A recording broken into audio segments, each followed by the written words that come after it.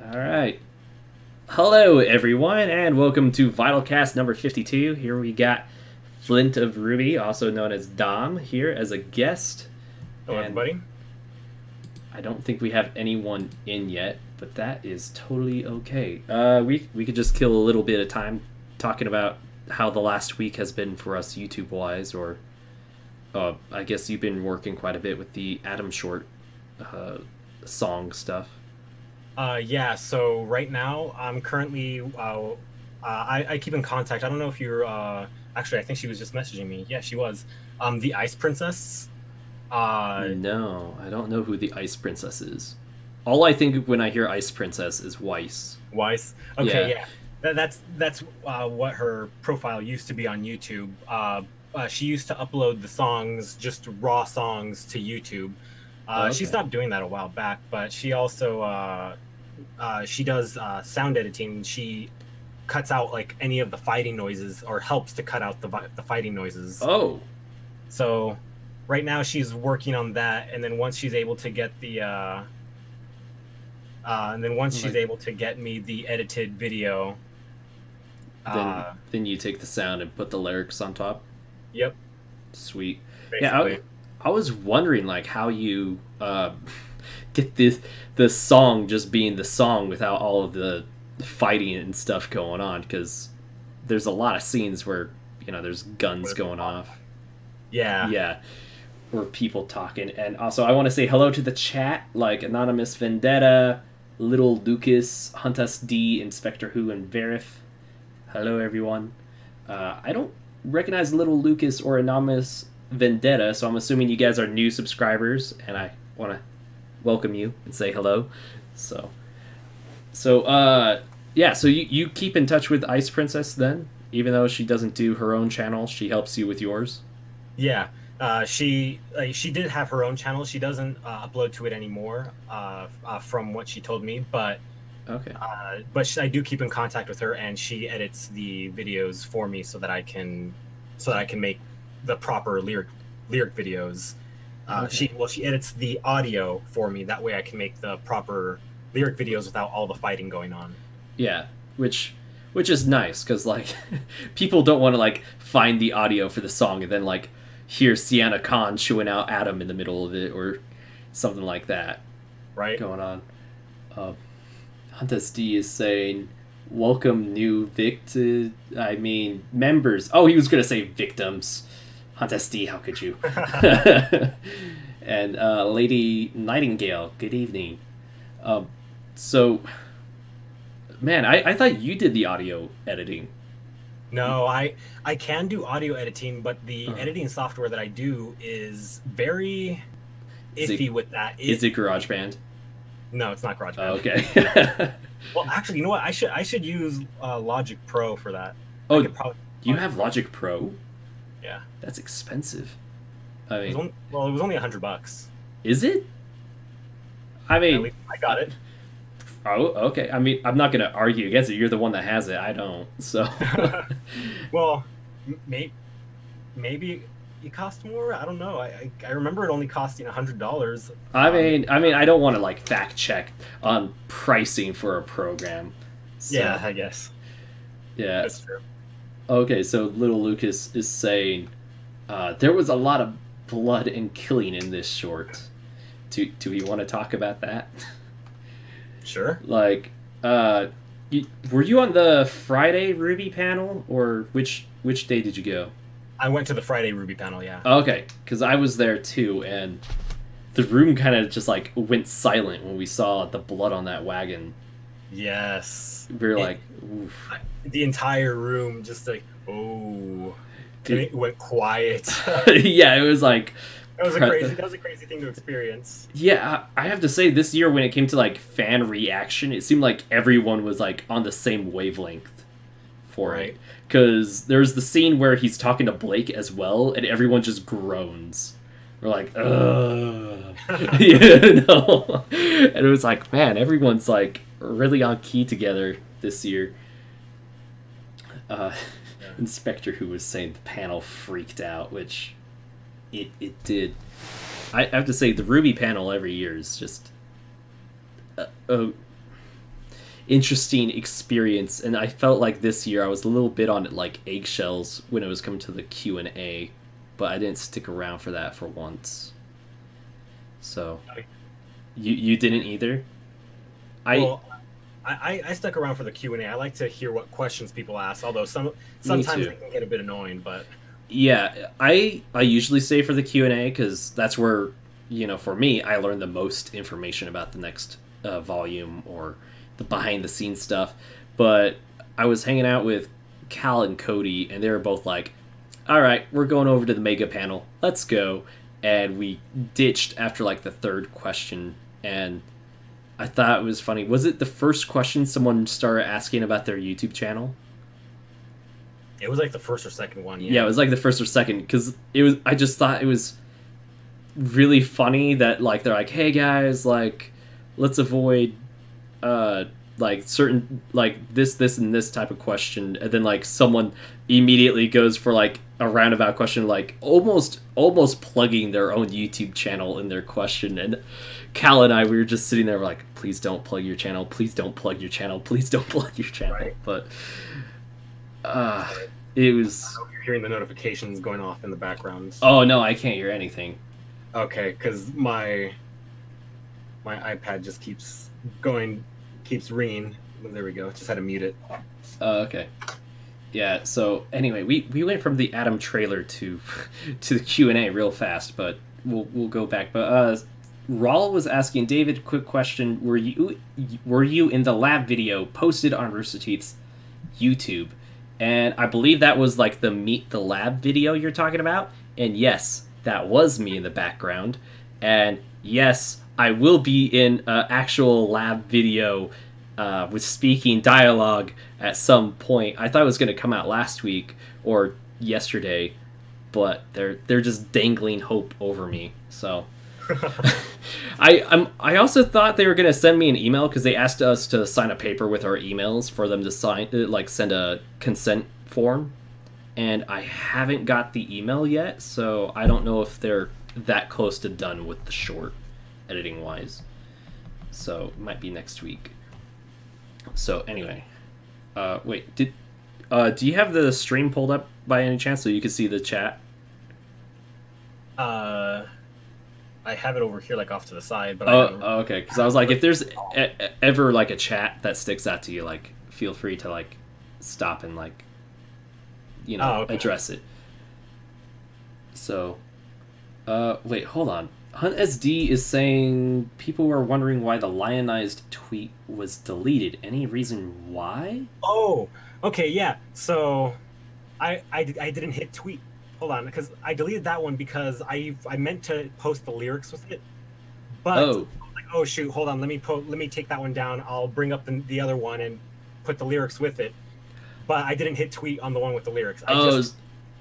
Now. Is it just saved in your drafts then? Yeah, it was just saved there. Okay. I forgot to hit tweet. Yeah, I love those moments so much. I actually had one of those like leaving Texas. I was trying to tweet while in the airport, but while I was waiting in line for security, I saw Adam Kovic, and I waved at him with the hand holding my phone, and apparently if you shake your phone while like you're typing a tweet, it'll erase everything you typed. So there's like 3 times in a row where I'm trying to retype like a pretty long tweet, and I keep like waving at people, and every time I look at my phone I'm like, what the heck? Oh yeah.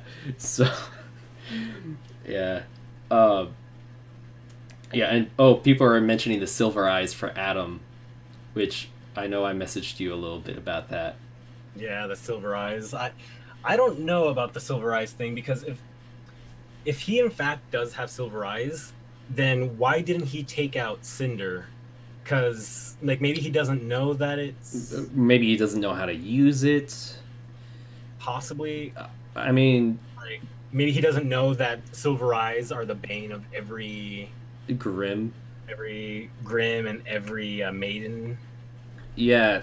Like, there's a lot of questions that will be brought up of, like, why hasn't he used them yet? Or what does he know about them? Or, you know, all of that. And I'm a little worried about Adam having silver eyes, whether it's confirmed true or proven not true. Because on one hand, the fandom is so convinced that he has silver eyes right now that if he doesn't have silver eyes, people are going to freak out. But on the other hand, if he has silver eyes, people are going to freak out more in a positive sense, but then there's going to be all these questions arise that the show needs to address one way or another, or creates complications. But I don't know where I sit. I sit on the, I think he might have silver eyes, but that's also because I just want a villain that's more powerful to, like, give them the heroes more struggle, and I think that's kind of the boost Adam needs after Volume 5 to be considered a threat for the audience, you know? Yeah. Because after Volume 5, he seemed very, very down in the dumps. Very down in the dumps. He's like, man, my girlfriend who ditched me hit me in the head. That crap hurts. Not just physically, but emotionally. And you can't understand how bummed out I am, guys.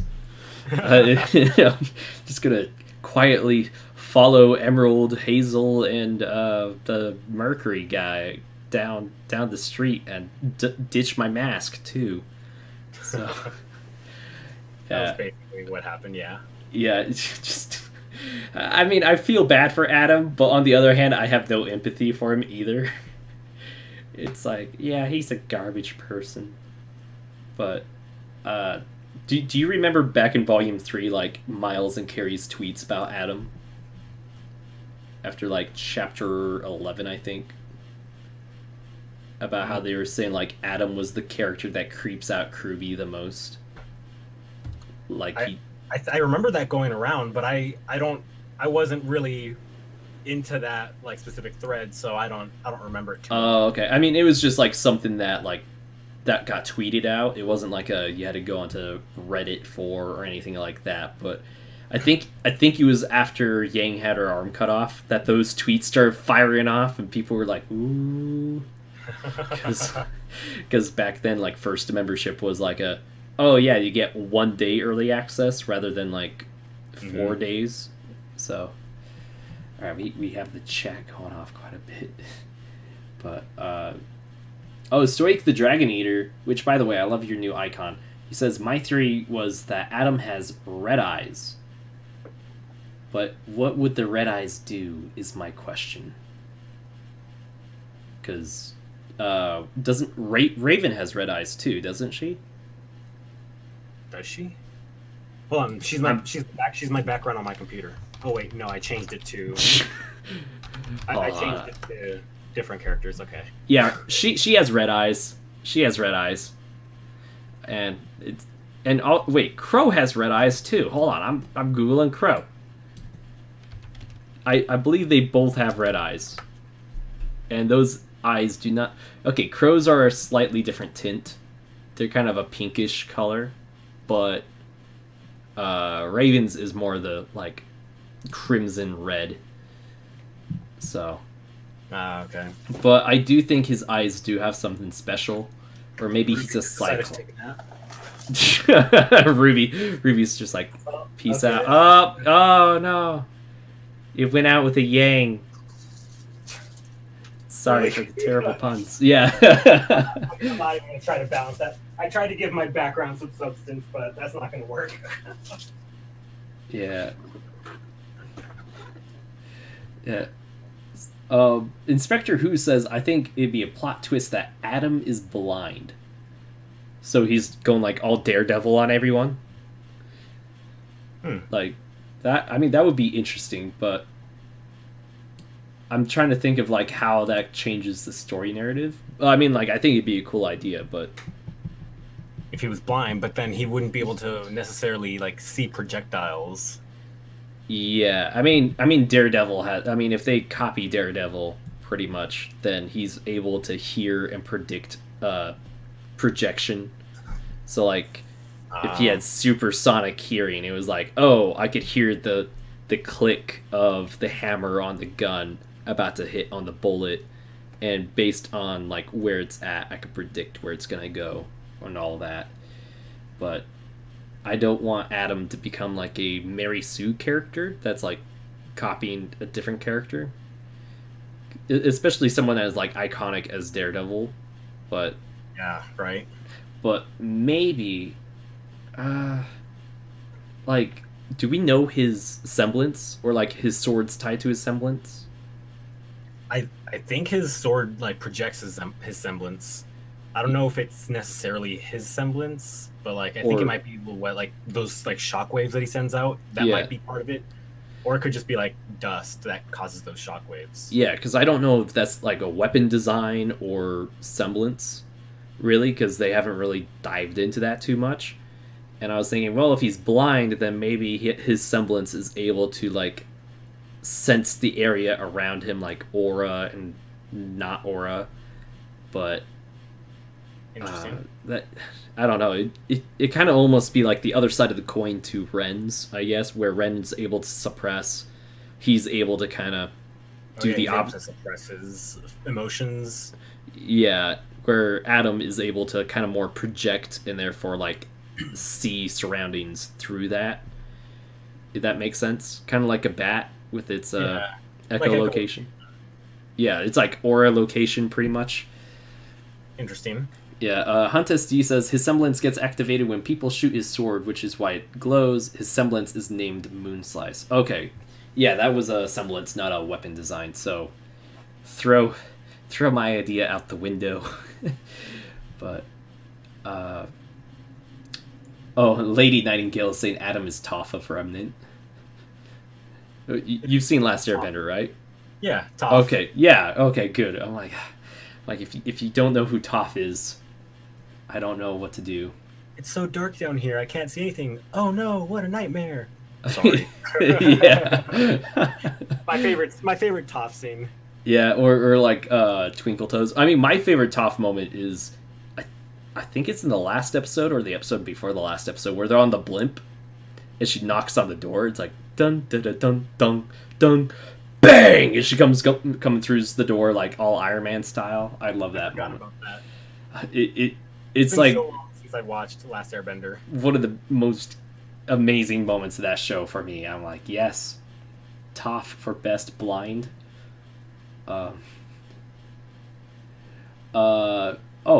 The Chosen One, I just noticed he said this a little while ago. He was saying, this is VYTALCast 52. I missed 51. I'm here for full support. What's up? Oh, I mean, 51 was like the panel that we had, which, by the way, thank you so much for being front row for that. And yeah. And did you see the vlog I made? Like the Yes. Okay. Yeah, I saw that. Looking away from the camera and like you zooming in. Yeah. Oh man. Like, I don't know why. I was like, because I wanted to do. I knew before I left for RTX, I wanted to do like a Sugar Pine 7 style vlog for RTX, and I was like, oh crap, I didn't come up with like a narrative ahead of time before I like recorded or like asked anyone to do like little skits. And then I was like, oh wait, I have that clip where Dom looks away, and I also have to get stabbed by a Kylo Ren. I'm gonna somehow tie them together to make a narrative. But I also like how it's like I get murdered by Kylo Ren, and like a minute later, you and I are walking down the exhibit hall like nothing's wrong. So Right. Continuity errors, oops. But Gotta work on those writing skills, man. yeah, oh man, oh gosh. Yeah, it's like Ruby activates Silver Eyes, never asks about it again. And then they almost activate it again, but still doesn't mention them. Which Right. I guess that kind of goes into the Ruby Chibi episode that came out last week. Well, I guess I was at the panel as well. With their little self-awareness on that. Oh yeah. Yeah, which I've seen some mixed reactions to that on Twitter. So I was gonna say one of my theories about why she never brings it up is because so when she has like her silver eyes, they activate and then she passes out. She's passed out each time that she's used them. Yeah. Could it be like similar to how when someone faints in real life or something, or like They have like a short-term memory loss. Yeah, because I know like in epileptics, when an epileptic has a seizure, usually they forget like like what lead the few minutes that lead up to the seizure. Yeah, so basically a seizure is when the brain just starts like rapid firing signals, and that's why the body freaks out. And during that time, like anything that gets like logged into your short-term memory basis, it doesn't get moved to your long-term memory, which is like being able to recall yesterday or last week. And so basically your brain freaks out and you're not able to remember all of that. That all just kind of gets flushed out. So that actually makes sense. Yeah, because maybe it overloads her brain, and that's why it makes her pass out. Yeah, and there is some proof of that in the Volume 3 finale, where she doesn't remember what happened. She's like, all I remember is Pyrrha. Oh no, is she okay? You know, that kind of thing. She didn't remember the silver eyes right after, or the giant dragon. A possible fight that happened that caused Cinder to lose her arm. Oh, yeah. Gosh, I need to see Cinder's point of view of what happened on that tower. Because all we know is she says, what? And then, everything whites out. White light. Yep. It's like, okay, how did your eye and your arm specifically get damaged? Yep. Yeah. And also the VYTALCast panel. Someone's like, do you think Cinder's going the Darth Vader route? And the answer is yes, I think so. So she's going to turn into even more of a Grimm. Yeah, she's going to slowly turn in her humanity. That's what I think. What do you think about Cinder? Dead or alive? They did pull that, we didn't really see her die thing, so there's a part of me that thinks, okay, she is alive, but then the other, 90% of me says, well, she should be dead. Yeah. She got frozen and then fell so far that we couldn't even see how deep the cavern was. Yeah, part of me feels like they might try to pull a Phantom Menace where it's like, oh, Darth Maul died, except for he didn't. And I specifically listened during that episode for a shatter at the bottom or something, and there wasn't. So it's like, okay, that's left open-handed or open interpretation for now. So, as Raul says, no body, no death. Oh, Little Lucas said it too. A lot of people are saying no body, no death. And Lady Nightingale is saying alive for sure. And I mean, can you kill... Rawl's logic is, can you kill a fire lady with ice? Yeah, that's a good question, but you can kind of, snuff out the flame with the ice because there's no oxygen. That's kind of the logic, but... That's true, huh? Vernal is the first person we see die and then leave a body. Well, yeah, Little Lucas said Amber as well, which I think Amber is the first one. Yeah, Amber would be the first one then. Yeah, because she gets killed in the little tank. I don't know what to call it other than a tank. She got killed in that, and then we had Vernal, and then the guy in the trailer. Oh yeah. press F for respects. Yeah. Man, that guy was the bloodiest death by far. Oh my gosh, yeah. Just splattered against stuff. Gosh, and one thing I love about that moment is RWBY's ability to change the tone so fast, with just from visual to audio as well. Because you try to see that happen in volumes 1 and 2. Volume 3 was the first time we really had moments like that, and I think they just wrap around, slice Penny into quarters. Yeah, that moment.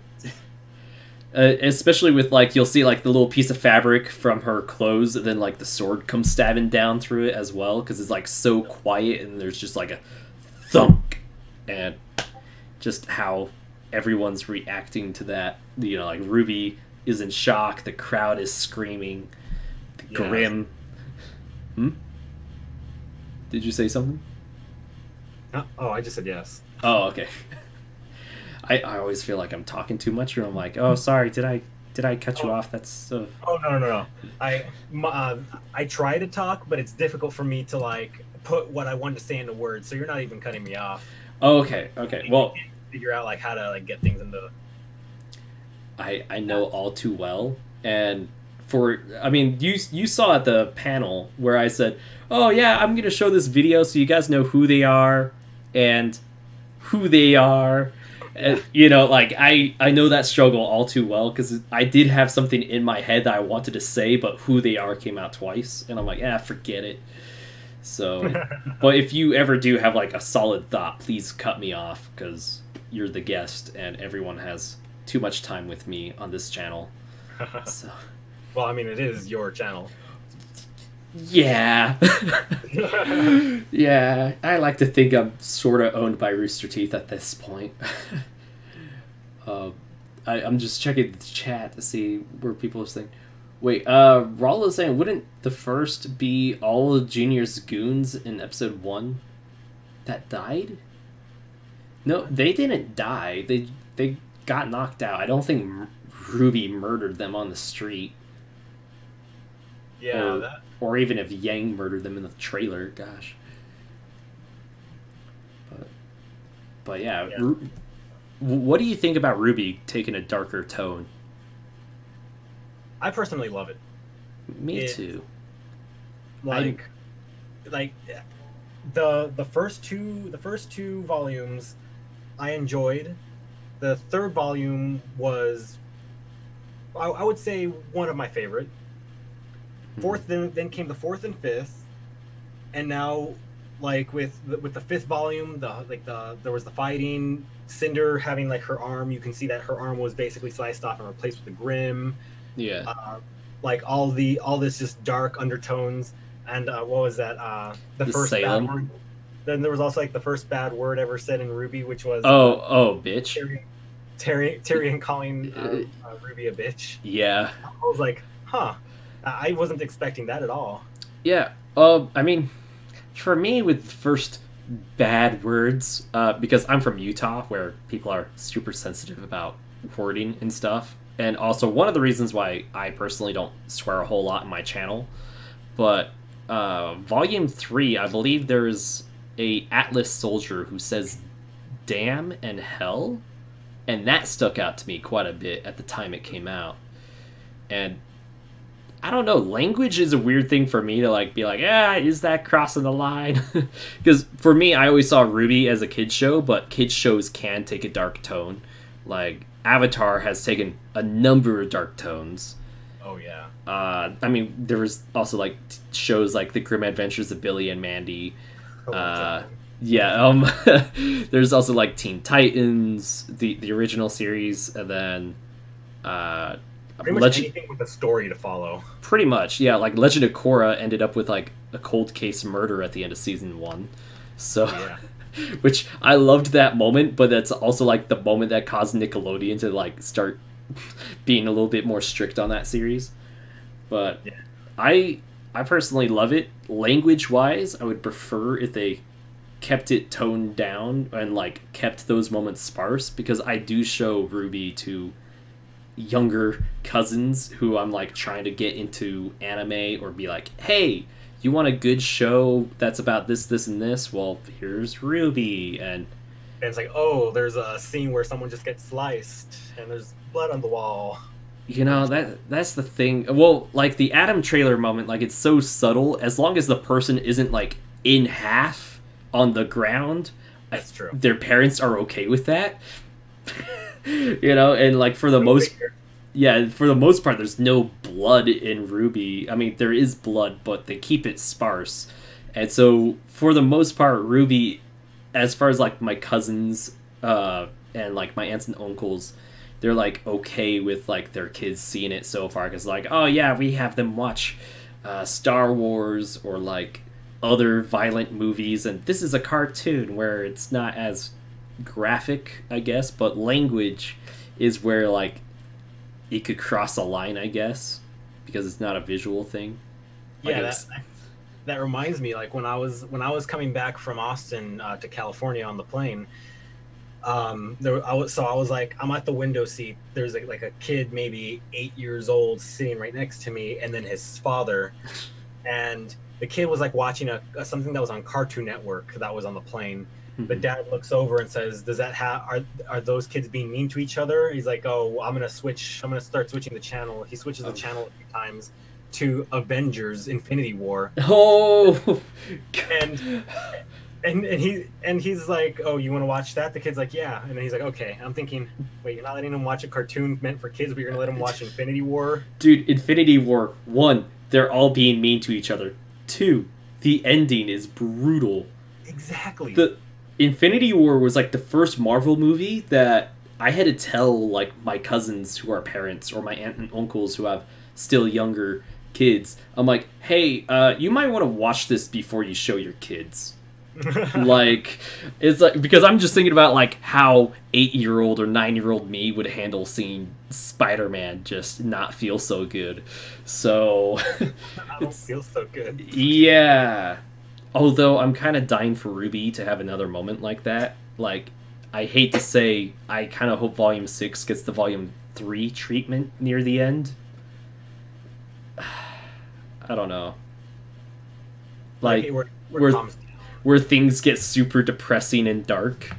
Yeah, it's like everything's like starts calming down, it gets depressing, it just like goes into the negatives, like the depressing area. I just want crap to hit the fan and just like have everyone's hopes just dashed. But again, yeah, I think Arnold would disagree with you there. Well, I'm torn because I of course want them to win, but on the other hand, it's like, okay, we're doing pretty well. I think we could do a little darker, but I don't want everything to be so depressing. I don't want them to like be suicidal at the end of the series. That's for sure. Yeah. But, I mean, I don't want them to be like Ty, who's like, he acts happy, but we all know he's dead inside. So, oh, did you see Dishwasher's art for Ty? Yes. Talk about depressing. Yeah, I was like, damn, that hits me right in the feels. Yeah. There was a funny reply to it by I met her at RTX. Her username on there is Cece, like CECI. Okay. And she responded with something along the lines of, Team Kruby likes to drink the tears of the fans. You like to smoke a cigar while dunking your feet in them, or something like that. It was just, I was just like, yeah, that about sums it up. Oh, that's just lovely. Okay, so chat's been a little active, and I'm not meaning to like ignore them. They're saying, oh, okay, so we're all going back to like people dying. He said Junior said, oh, hey, Arnold's here? Yeah. Hey! Murderer Bird says, why does Ruby need an impactful death breakdown for her development? I see that all the time. No, I don't think Ruby needs any future deaths to develop her character at all. Like, I think Ruby, if anyone's been the one through enough, especially with Summer and then Penny and Pyrrha, and yeah, I don't know. Like, I don't want more characters to die, but I do want to see like stakes brought a little higher. Were you trying to say something, Dom? Oh no, I just said where the stakes get increased. That's... Yeah, like I want to see like a neck and neck fight for Atlas, pretty much, and maybe like, what's the term? Heroic victory. I think that's how you pronounce it.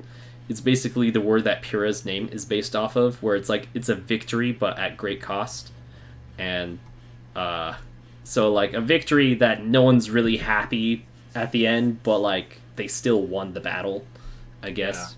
So maybe they secure the relic, but Atlas for the most part is in shambles, or like a new world war has started because of what happened.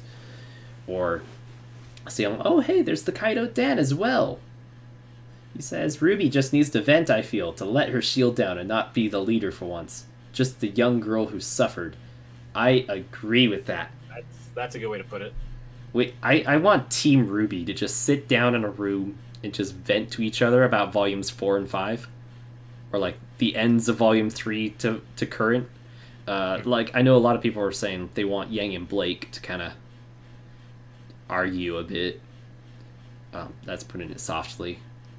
But I feel like RWBY needs to... I feel like Yang would definitely let Blake have it. Like in the quote-unquote arguing sense.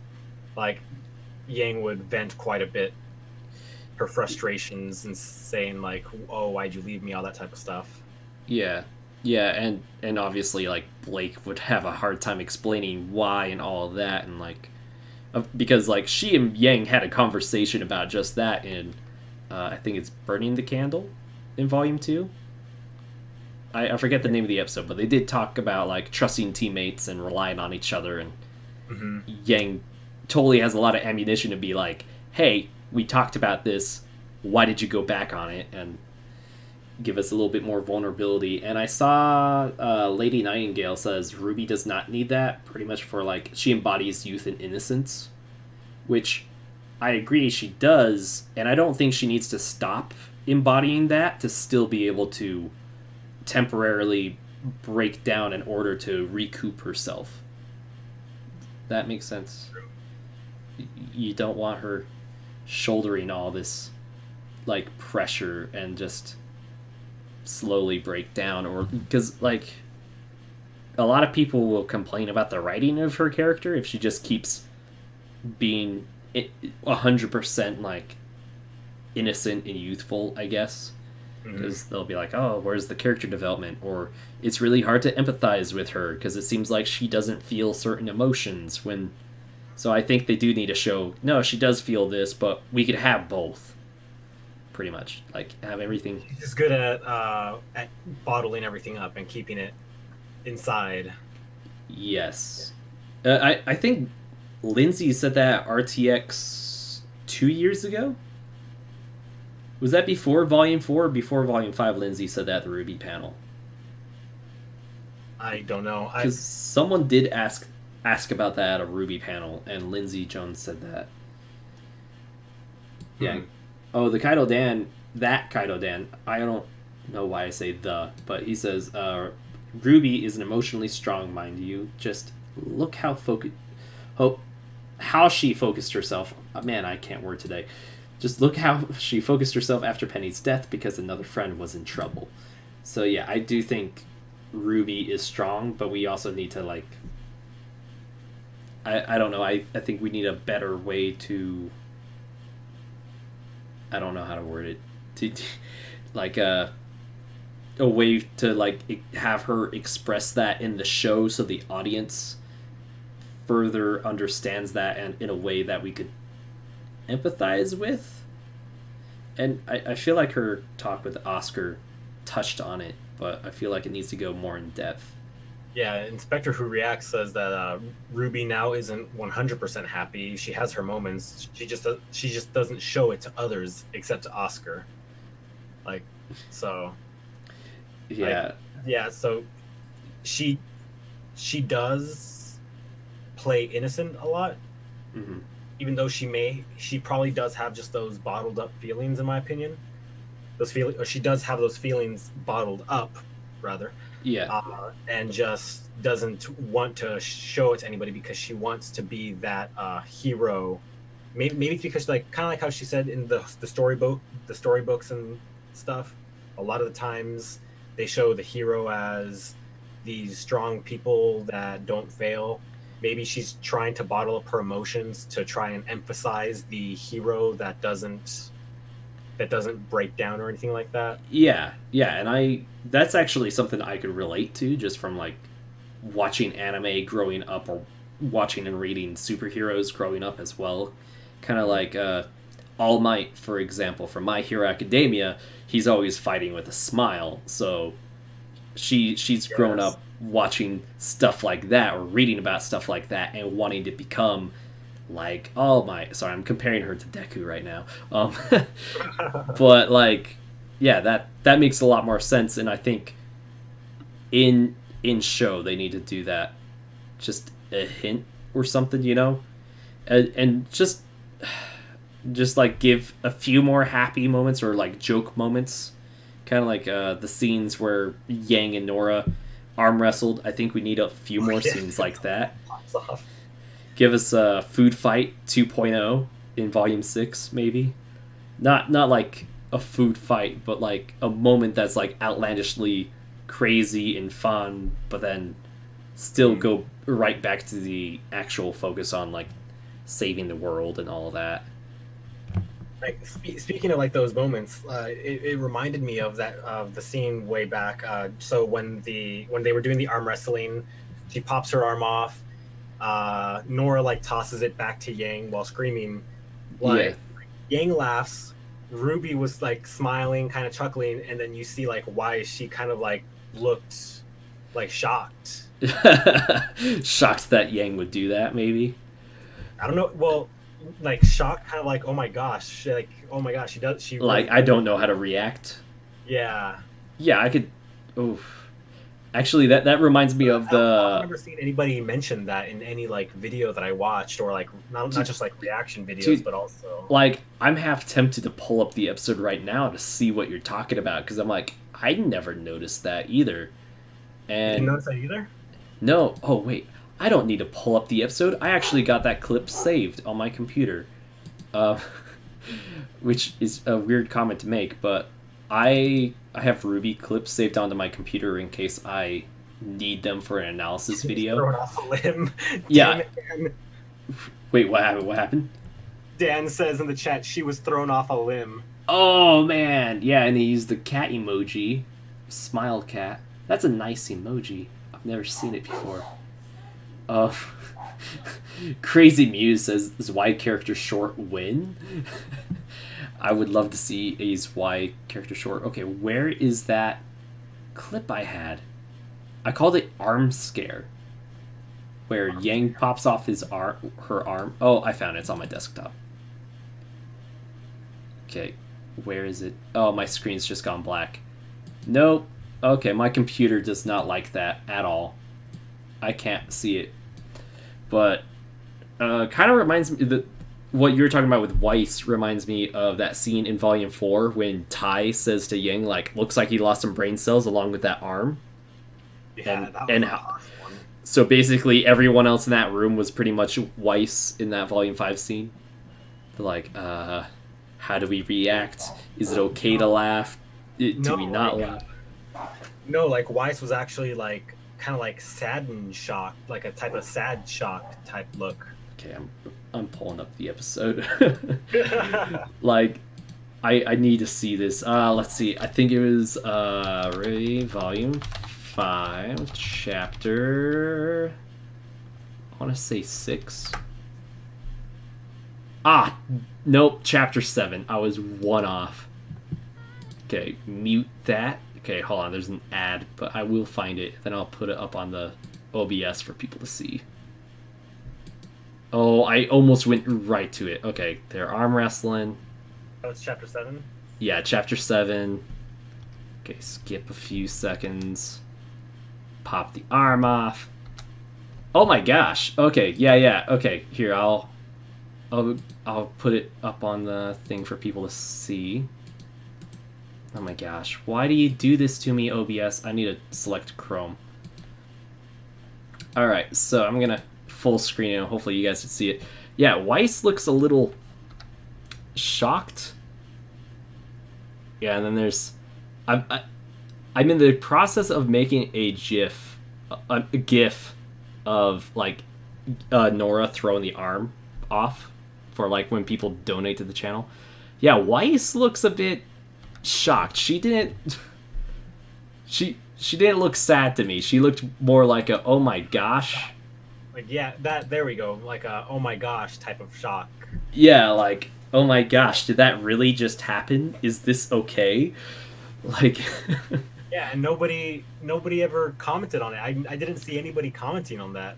Yeah, I mean, if I didn't exit out of the tab, I would have looked at the comments in the video, but that's a weird observation. I mean, I'm glad you pointed it out, because out of everyone I talked to, no one's mentioned how Weiss reacted.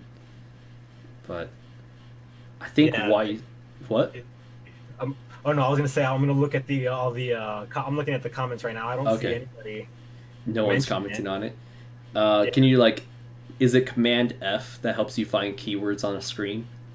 Yeah. Do Command F and, like, type in Weiss or arm, I guess. Let's see. Stoic is saying horrified and aroused. Stoic. No. Yeah, as the Kaido Dan said, he's like, I was too busy having a laughing fit. Hey, it's the RWBY shit poster. I love your videos. You're watching VYTALCast. This makes me happy. I feel noticed by a fellow senpai. A fellow senpai? Yeah, well, like, I have many RWBY tuber senpais, and this is one of them. I mean, you're one of them as well. Arnold. Man, I forgot Arnold's name for a second. It says, Weiss makes a punny joke after Neo and Roman fight. Yang gets upset.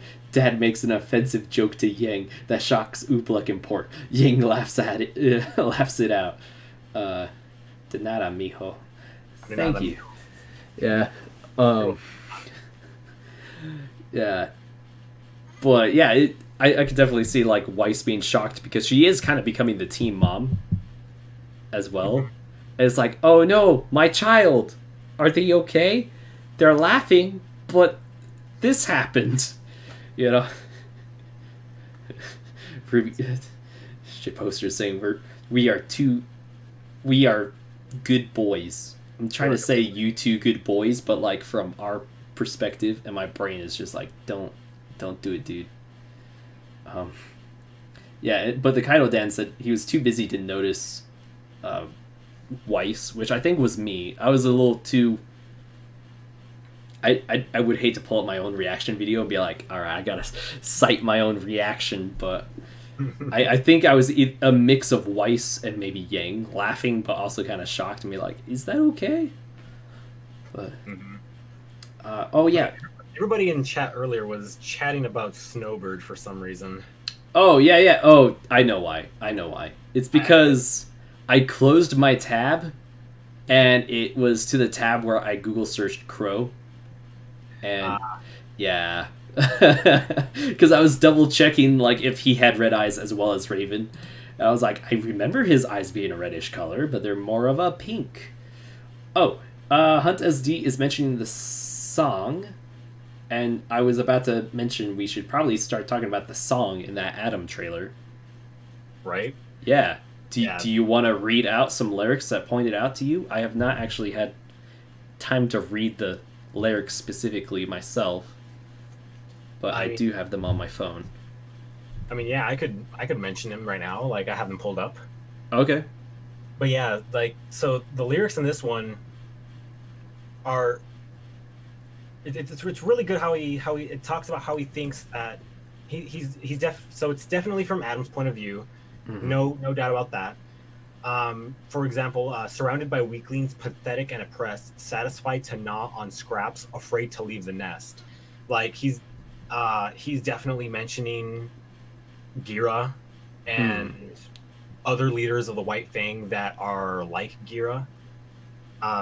Since Gira is more of the she's trying to take what's like the word like the pacifist route, trying to be friendly with. Trying to like non-violent,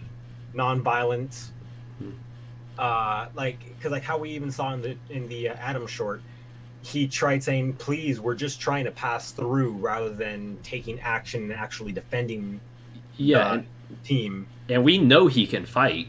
Like, we've seen him in action, so that's I guess that's showing, like, who he is as a person as well, and like the methods that he's trying to take. But so I'm just reading, like, wow, they used the word flaccid. I don't know why. I'm looking at what you said. I'm like, wait, what? Like, but yeah, they're talking. There's like the little paragraph that was talking about the leaders. Is like, behold your flaccid leaders, too weak to take the prize. Replace them with a warrior. It's time we mobilize. Depose the feeble cowards. Heed this battle cry. Vengeance on the human filth. The time is now. Will rise. Which, oh. I wonder if the "Will Rise" is a reference to the In Shadows song. So Ruby ship poster. Next word is moist. Next word is moist. Flaccid, moist leaders. That Kaido-dan is saying lewd. Yeah. I like Connor's comment. He's like, "F the peaceful route." Like Dragon Eater, the lyrics, I posted them to Twitter because I see he says I wrote the lyrics down but never posted it. They're probably wrong. If you want, I haven't seen your lyrics, so I don't know if what you interpreted is correct or not. But I posted it to Twitter. Jeff gave me the lyrics like literally 30-40 minutes ago. Well, holy shit, an hour has already almost passed. Oh yeah, wait. Oh yeah, we've almost been already. Yeah, a lot of, excuse my language, by the way, but oh no, that's fine. But yeah, I shared the lyrics on Twitter, via the official lyrics via Jeff. Yeah, so I'm trying to pull up your Twitter on Google real quick. Oh hey, what are you doing? Because like Cal and 12 other people have liked it. It's top of my feed, so we're in luck. Here, I'm gonna put Chrome back on the screen. So, yeah, he has. The song is called Lionized. I like that. I like that name, Lionized. Yeah. Which, hold on, I'd hate to open another tab, but I just need to look up lionized definition. Go. So it says, give a lot of public attention and approval to someone / treat as a celebrity. I guess that makes sense with some of these lyrics, because it's kind of like Adam saying, like, treat me as the leader, treat me as a celebrity. Like, I'm here, I'm your savior, I'll be lionized, I'm the path to reclamation. So yeah, that seems to fit the theme of the song there. Yeah, he's definitely after stabbing Sienna Khan. I was about to say literally in the back, but it was from the front. From the front. It was almost in the back if she hadn't just turned around. If she just hadn't turned around. Yeah. But after doing that, now he's become the center of attention for the White Fang. He's definitely been put on this pedestal by a lot of his followers. But then, now that he's like fallen off, then again, this entire short was in the past. Yeah, I was gonna say, keep in mind the timing of the short, not just. Yeah, the short was in the past, so yeah, it's where he's thinking he's gonna be lionized. Yeah. Holy cow! Wait, who subscribed? I'm trying to move it. Damac just subscribed. Thank you. Sorry, I had a little doo-doo happen, but Google Chrome was covering the name. I was like, Chrome, no. Every Fire Emblem fan ever says, I think. I haven't gotten that far in Fire Emblem, but sorry, what were you saying about Adam? Oh shit. I will.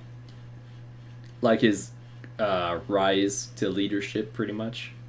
Yeah, so it'll just be his rise to leadership, and shoot, it just slipped my mind.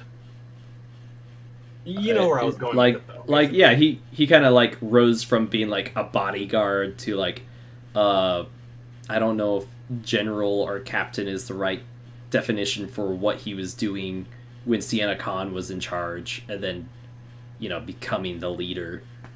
So he was like a commander. Commander? Okay. Yeah, I would say that's what he was. Yeah, I don't know my ranks very well, because sometimes, you know, when you go from one fantasy series to another, sometimes they'll change which name goes for technically what in the ranks.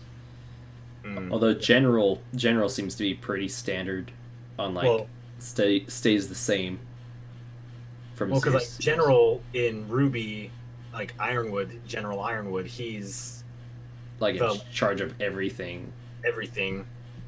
So yeah, whereas like in Star Wars or something else, like General is like barely a step lower. It's like you control a huge portion of it, but you're not like the top of the top. There's like one person above that. But Sith Lord. Yeah, Sith Lord. Yeah, that's their next top ranking. They're like, yeah, if you're not a general, you're a Sith Lord. Count Dooku's just like, what am I then? Because, you know, he wasn't like the top of the top, but he was a Sith Lord. And anyway, wait, was this? Are you talking about like chapters 1, 2, and 3 of Star Wars? Yeah, like Count Dooku. Yeah. Yeah, because I haven't watched those 3. Oh, okay. I watched the original trilogy, but most people tell me don't bother with 1, 2, and 3. So I would say if you watched 1, 2, and 3, brace yourself for a difference in quality and style. So, like, I like the prequels for their own reasons, but I will definitely agree they are not the best Star Wars movies, except for maybe Episode 3. Episode 3 was pretty well done. But anyway, I want to read off the chat and give them a little bit of attention. Let's see, someone was saying... Oh, Hey, Lady Nightingale quoted Firefly. She said, next time you decide to stab me in the back, have the guts to do it to my face. Which, do you remember that episode? Wait, did you see Firefly? No. Oh, okay. For those who don't know, my 18th birthday was Firefly themed, and I got the series on Blu-ray, the movie on Blu-ray, and the big damn book of heroes. So, yeah, I love Firefly, but basically, you have like 9 characters on a ship going through space for 14 episodes, but one guy in particular tries to backstab the rest of them for money, and the captain finds out about that and basically almost kills him and says, but gives him mercy last minute, and he's like, next time you try to stab me in the back, at least have the courage to do it to my face. And like, yeah, it was an intense scene, but those damn moments. Oh yeah, it was intense, but also kind of like it. Just throw him off the ship. You're so close. Beat him to the sharks. Seriously, because there's always after that. There's just constant tension between Mal and Jade. I think Jade's the name of the guy. I forget the name. Yeah, the hero Canton though. Yeah, I was gonna say the hero Canton is like the only way I can remember that character's name after not seeing the show for 2 years. But wait, I want to say you should. Oh, I'm sorry. I'm catching up with the chat because I can't talk and read the chat at the same time. Especially when you're like trying to catch up with people's conversation. So Raul was saying with Star Wars ranking, he says Emperor, and then Darth Vader. Okay, so Emperor is at the top, then is Darth Vader, then after that, who cares? Kaido Dan was saying, I would say you should see the prequels, but I would say it's one of those bucket list deals. Like they're at least a try it once type thing. And then Ruby should poster say, they forgot to include the masked lieutenant, the one who wrecked Weiss. I forgot about the masked lieutenant. Do you know who she's talking about? It's been forever since we've seen the masked lieutenant. Oh wait, it was the guy with the giant chainsaw, right? Yep. Yeah. Or at least that's the person coming to my mind. I would hate to look up White Fang masked lieutenant, but oh, and hey, Brandon Dodge. Glad you made it to the stream. Oh yeah, Jane, not Jade. Gosh dang it. But sorry for the Firefly character. Man, we really went off. We were talking about rankings, huh? How yeah. Adam rose through the ranks. Now that he's kind of lost the White Fang, do you think he's going to go back to Salem or he's going to go solo? I think he's going to... I feel like he's going to run... Wait, I can't remember. Did he run into... into Hazel and... No, he stayed up in a tree. And then from what we see in the chapter trailer, he did not talk to them. He just kind of like got out of the tree, it started limping away, and dropped his mask on the ground. Okay, so... I would... You go. I was gonna say maybe he'll still have some loyalists out there, some people that are loyal to him. Mm-hmm. He'll probably try to round them up. Yeah. But if that's not the case, then he's either gonna try to just straight up join with Salem and Mercury Hazel be with them, okay. Rather than go solo. Maybe. Okay. I'm going solo would also be part of his personality in a way. Okay. I could see him being more of a solo person, like going just for revenge. Because his whole usefulness to Salem was the fact that he had the White Fang under his control. Mm-hmm. And he's kind of lost that now. And him dropping the mask, to me, kind of symbolizes he's moving on from the White Fang. And I think he might just be like, screw leadership, I'm my own man. And all that matters is I get what I want, and I don't need anyone else to give it to me. I think he's gonna probably try hunting down Team RWBY, or Blake specifically, but he may have his loyalists, but I don't think it'll be the White Fang. Yeah, that actually sounds about right. Like he would hunt down RWBY himself. Team RWBY. Yeah, I love how you have to specify like RWBY or Team RWBY. Yeah. And right. Speaking of RWBY, I got this lovely RWBY figure at RTX, and I just love it. Best figurine for RWBY, I think. Well, other than the adjustable one that you have or had in the background. Oh yeah, that's all over and just the posable ones. Dude, when I saw those, I was like, I just saw dollar signs. I was like, oh my gosh. My wallet hurts looking at those. Yeah, I got those back when I worked at a job that had me work 45 hours a week. Oh my gosh. Yeah. So I had a lot of extra money at the time. That's why I have those. But now it's like now I'm tight on money because my current job isn't giving me enough hours. I feel that so much right now. I came home from RTX and like had my payday, and immediately the money was gone. Like, pretty much did not touch my bank account. RWBY shipposter is asking for me to show it up close, so I'm gonna carefully do that without her falling off the thing. But yeah, this is... I gotta get an up close look. Yeah, that's really nice. Yeah, she was $40. She was one of the Japanese merch RWBYs. So there was a booth that was selling like Japanese anime merch, and this was like surprisingly the one RWBY item they had. They had about 2 or 3 of them in total, and I'm like, dude, you're at RTX. Why didn't you stock up on these or like other RWBY figurines? Like, and to have 3 of those for flip them skirts, dude. There's nothing to see up those skirts. Trust me. Well, not that I looked, but I put the figure on the thing. I know what she looks like. Okay, Master Chief, can you sit without dying, please? Gosh. Okay, there we go. Crescent Rose is stabbing into his eye, but whatever. Nightingale is saying she is beauty, she is grace, she will slice you in the face. That's what I would say. Oh, yeah. Anti-upskirt technology, I remember that. Yeah. Portal, okay, I guess me saying, like, I've seen her all over was one of those things where I say something, I'm meaning in a one way, but people take it in a different direction. It's one of those double meaning things. I'm like, guys, no, like, I had to place her feet on the thing and place the crescent rose in her hands. Like, I had to assemble crescent rose and put it in her hands. Like, trust me, I had to flip all over. Yeah. Demonetized. Thanks. Yeah, no, because, there's that thing I said about the crack ships with tie-ins Y. at the panel.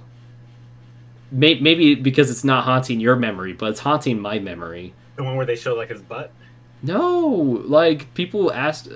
Someone in the audience asked for the Q&A section of VYTALCast. They said, "What's your favorite crack ship?"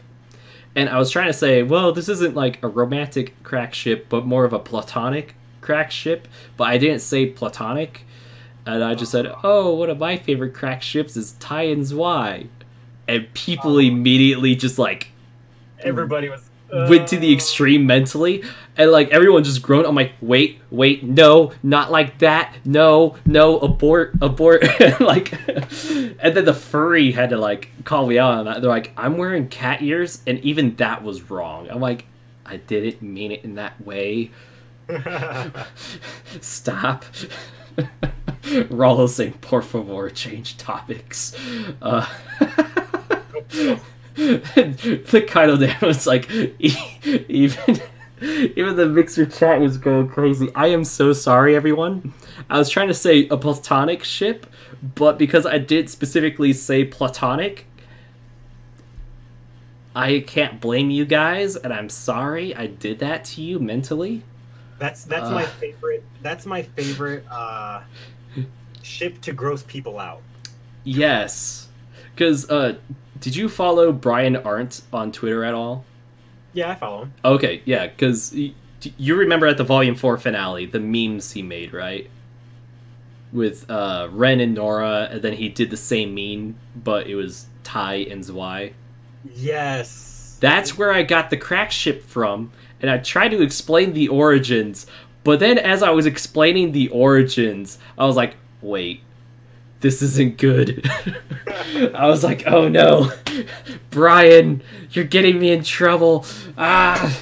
So, yeah, shit poster saying, it's not your fault, it's theirs for the wrong idea.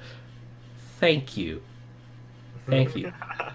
Also, if you want to guest on VYTALCast, hit me up, please. I'm always looking for new guests, but man. Okay, can we just go back to the Atom trailer or some Volume 6 predictions? I need to forget just that section of the panel for me. Oh,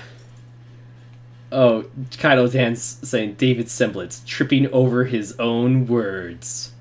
How about, I was about to say, my favorite crack ship is Yang X Blake. Oh, just kidding. Yang X Blake, favorite crack ship. Oh, I can hear pitchforks coming out right now. like Dom, how dare you? I don't actually ship anybody except for the official ones. Unless it's canon, you don't ship it. Yeah, unless it's canon, or at least it's super obvious that it's going to be canon. Kind of like how in My Hero Academia, it's super obvious that Uraraka is crushing over Deku. Yeah, so you're a realist shipper. There you go. I'm a realist shipper. If it looks like it'll definitely happen, then yeah, definitely. But okay, there's not enough evidence. I'm just like, it looks possible, but yeah. For me, shipping is just like an extra thing on the side. Sometimes I get a little invested in them, like Arcos, because I empathized a lot with Jean and saw a lot of myself in Jean, and it was kind of like bi-curiously living through Jean's romance for Arcos, you know? It was like, yeah, you go, me! I mean, Jean! So, yeah, that was Arcos for me, pretty much. Oh no, Connor's taking my, he said, ship wars, like quadruple something X. I don't know the word for that many X's. The messed up ships. Pretty much saying like the crack ships. Oh, yeah, okay, being a multi-shipper can be easy. I totally agree with that. Like, that's true, yeah, you can ship multiple ships. Yeah. And, like, I think I touched on that at the panel where I said I ship Black Sun and Bumblebee. And I was like, please, no one shoot me for this, but I like both. And then I remember I yelled out Sunny Bees, and I heard everybody behind me like, yeah. yeah, I remember that. Oh, man. Also, wait, the Kaido Dan is saying, have you heard about Argus Limited. Oh, that's the ship they're taking to Atlas. Did you hear about that? No. Okay, so I'm going to Google Chrome. So basically, for the RWBY Volume 6 premiere, you know, the Fathom event, they have released a little summary for the first chapter. Oh. Yeah, hold on. Fathom event. Enter. Okay, I'm gonna pull it up. Come on. Will it? Where is that summary? Oh, read more. There we go. Okay, so I'm gonna pull it up. There. So it says, be the first to see the newest episode of RWBY Volume 6 on the big screen. All aboard the Argus Limited. Team RWBY and their friends are taking their first steps towards transporting the Relic of Knowledge to Atlas. Making their way to another continent won't be a simple journey, and the question on everyone's mind isn't if things will go wrong, but when. So, some people are like, this better not be like the boat arc of Berserk, which, if I watched Berserk, I think I would understand that a lot more, but I think something's gonna go wrong, like first episode, like Grim Attack or something. But more of those Lancers. Ooh, yeah, Lancers, or a Dragon Grim again, or a Nevermore. I mean, we got plenty of flying Grim. The Manticore? Yeah, ooh, yeah, Manticore will be... Do Manticores fly? They have do I remember it incorrectly? Because I remember seeing on it if it had wings. I don't know if maybe I'm just misremembering it. Manticore Grim. It does have wings. Wait. Oh, wait. This is the fan art. Oh, no. Wait. Wings. Okay, Wait. The official doesn't, though. Oh, the official that's does not? why. Okay. That is why. Yeah, I found the official. No wings on the official one. Yeah. Huh. It has a poison tip tail, but the tail could also kind of become a mace-like weapon. That's interesting. Yeah. The wings are for show. I don't know how to pronounce the first word in that username, but the last part of the username is gaming. Neferpitu? Yeah. That person. They say, I feel like Team RWBY will get another win, but not without huge sacrifice. And that's kind of what I was saying about a heroic victory earlier with, like, they win, but at great cost. So it's not necessarily a super happy ending, but at least they won type thing. Mm-hmm. So, Crow getting Tyrion flashbacks with the Manticore Grim. Oh, the Kaido Dan's going to bed, so good night, man. Thank you for watching. Good night, Dan. Get some good sleep. Yeah, it's probably I think it's probably past midnight over there, isn't it? It's like 1 a.m. or something. Closer to a little past 2. A little past 2. Yeah, they're 7 hours ahead of me. So okay. I know because I have sort of relatives in England. So, wait, but he's in Spain. I was gonna say, no. I'm like, is that the same time zone? Gosh. Contest you saying, Dan, how dare you? Sleep is for the weak. No, let him sleep. He's had a busy day. Yeah, 3:15. Dang it. I guess Spain might be an hour ahead then. But, dude, yeah. I bet Dan and everyone's been so busy with, like, the Adam short. Or, I guess you've been busy too, huh? Yeah, while we've been chatting, Ice Princess sent me the audio, so I'll be able to start editing the lyric video together after. Oh, sweet. Probably right after this stream is when I'm gonna do it. Oh man. Together. Rip you. Oh man, I just went into my subscription feed. There's like Nerds of Oz, Kaido Dan, and Cal back-to-back reaction videos on my feed. I'm just trying to find, like, the Rooster Teeth channel. Oh, and then there's Arnold, who was a smart cookie and recorded it at RTX. Yeah. I didn't record mine, because Cal was like, I'm going to record mine. I'm like, okay, I'm sitting right next to you, so I guess this will also count as mine. But then she didn't record it. She had her phone out, but I guess she changed her mind. But I'm going to the Rooster Teeth channel. I guess they didn't reveal the Genlock trailer today. Maybe they're saving that for tomorrow? Possible. Yeah. Man. Oh, yeah, Inspector Who, thank you. Okay, so he was like, hey, before we forget, the fan art, which you saw me earlier, Don. I was struggling to set up that fan art, but yeah, Inspector Who is our fan artist of the week, and they made Blake having this like selfie thing, and here, I'll send it to you, Dom, so you can see it. Alright. If I could find my files. Oh, nice, the selfie in the mirror. Yeah, it's called blakekitty.jpg. Yeah, so Inspector Who made this, and they're a good artist. I like it. Blake's a cute kitty. And I swear, I've been talking about Blake so much in the last 2 months on my channel that people probably think she's my favorite character in the show. Is your waifu? I mean, let's face it, almost everyone's my waifu in RWBY, but like, she... Oh my gosh, hey, wait. Julia, you're not supposed to donate money to me. Sorry, Julia, a friend of mine just donated $5 through the donation goal. Sorry, I was moving the fan art, so I could see the notification. But yeah, no, Blake, I would say, is in my top 5 or 4. I'm forgetting where she ranks. I think it goes Pura, Ruby, Weiss Blake, Nora Blake. I'm trying to remember. Did you ever play Beacon Ship? No.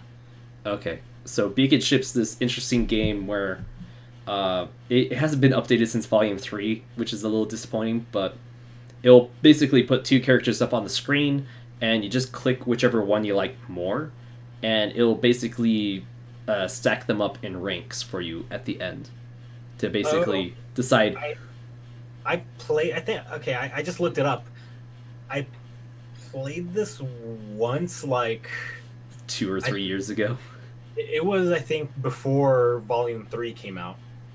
Oh, so quite a while ago. Yeah, because I think it has updated a while ago. I mean, it shows 2014 and 2016 at the bottom left. So. Yeah. I was gonna say it updated a few times, but it hasn't updated since Volume 3, pretty much.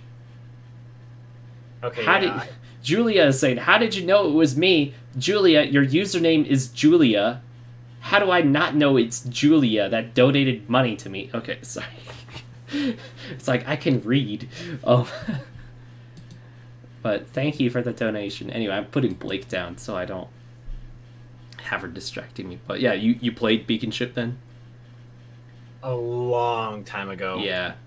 Yeah, so I wish it kept updating, but I kind of made it a tradition that after every volume I play it again to kind of see my more updated list on like where characters rank for me.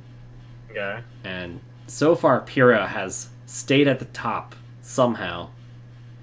So I'm playing it again, like just going through it as quickly as possible, but it seems to only go up like by like 0.25% with each click, so I'm not even gonna try. Yeah. Oh, RWBY shitposter saying, sad that Neptune always ends up in last place in mine. Neptune's somewhere in the late teens for me. He's never dead last. He's at least ahead of Adam. I know that. Adam's like almost rank 30 on my list, according to Beacon Ship.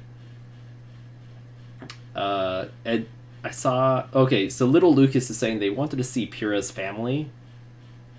Oh, they're leaving Mistral, so they can't see Pyrrha's family. Because that's where they live. Yeah, she was from Mistral, huh? Yeah, wait. Spider KP said, I was hyped that it was an Adam character short, but I was sad inside because it wasn't a Jean short. Okay, I thought it was saying... I totally misread that comment at first, and I thought it said... I was hyped that it was an Adam character short because it wasn't a Jean character short. But I'm glad to see that was not the case, and I actually read it. But, yeah, Jean needs a character short. But one day, sorry, I'm just. What characters are you looking forward to in like Volume 6? Yeah. I'm probably looking forward to Adam because we have the trailer. Like, I'm not much of an Adam person, but it's like, ooh. I like the choreography in the trailer is just so freaking amazing. I keep going back just to watch a scene where he like shoots his the blade out of the, what is it called, the sheath. The sheath. Yeah. It shoots forward, it hits the robot, like spins in the air. He jumps up and kicks it towards the other one. I was like, God damn. Oh man, so amazing. I just love like RWBY fighting choreography, and I'm glad to see it's like when it's at its highest point of quality, you know. And you know, I don't know if you've been seeing any of the drama in the fandom when it comes to fighting choreography, but for me, it's like, hey, I've seen it. Yeah, I've been on the more optimistic side of it. I've been like, hey guys, we still have really great fighting scenes. We just need them more consistently in the show. Like, whenever we have a fighting scene, we need them to be that good, not just like mediocre. And some people are saying they're fine with mediocre as long as we get more fights, I guess. I hope you don't hear the fire truck going by. I hope so. I can't hear it. Okay, because it was honking its horn really loud. I live right next to the fire station, so. Oh man, I live like right next to a high school now. Oh, I live City. The high school for me is like back that way. The fire department is like right over there. Oh no. And then the college is like right over there, so there's like a lot of noise. Yeah, the high school is brand new. Like, it just opened this week for the first time. So, wow. Yeah, I'm not happy. Well, I've lived next to this high school since I was 3. I even went to this high school, so.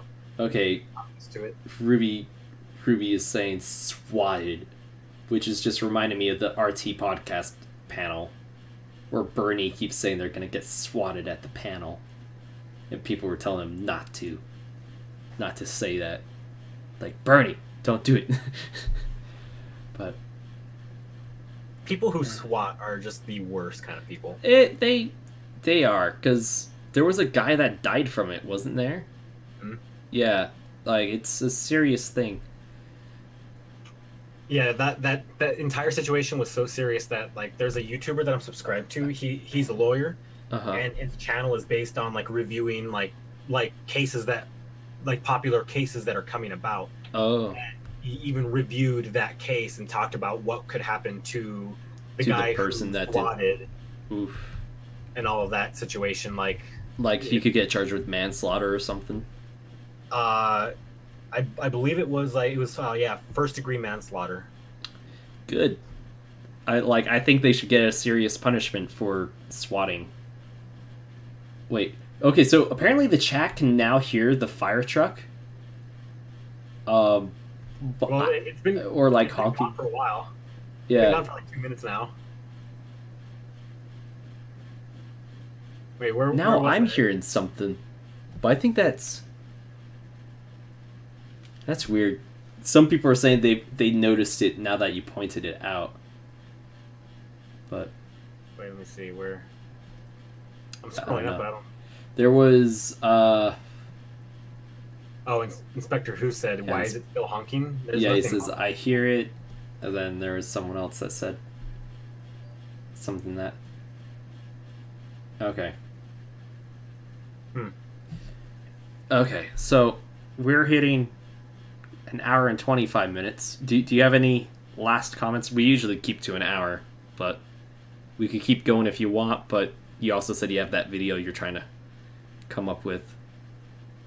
Oh, the video that I'm going to make shouldn't take more than an hour and a half for me, and it's 6:26 over here, so... Okay, so you feel like you got plenty of time?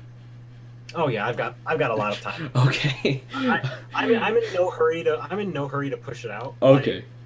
Like, I feel that I feel like in the community I've gotten my channel to a point where I can wait a few hours.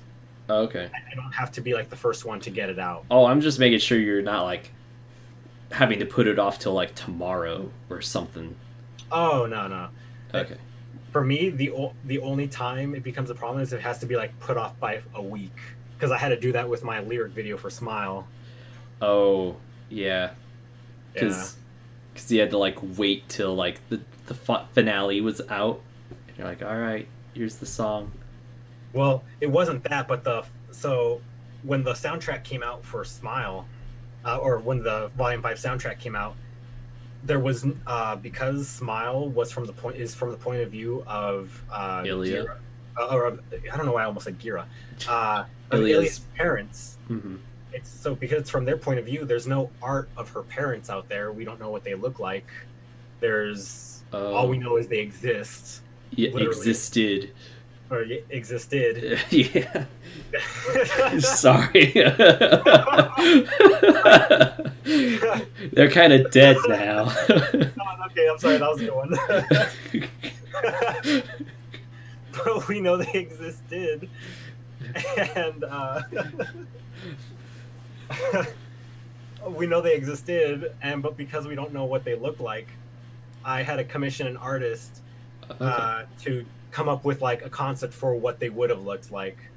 And oh my gosh, I'm laughing. That almost had tears coming out of my eyes. Oh. Yeah, I come up with a good one every now and then. Like, if you endure enough of my puns, I will come up with an actual good joke that's worth laughing at. And if you had said that like at the panel, I'm sure everybody would have laughed. Like if that. There were some good jokes I had at the panel. I was pretty impressed with myself there.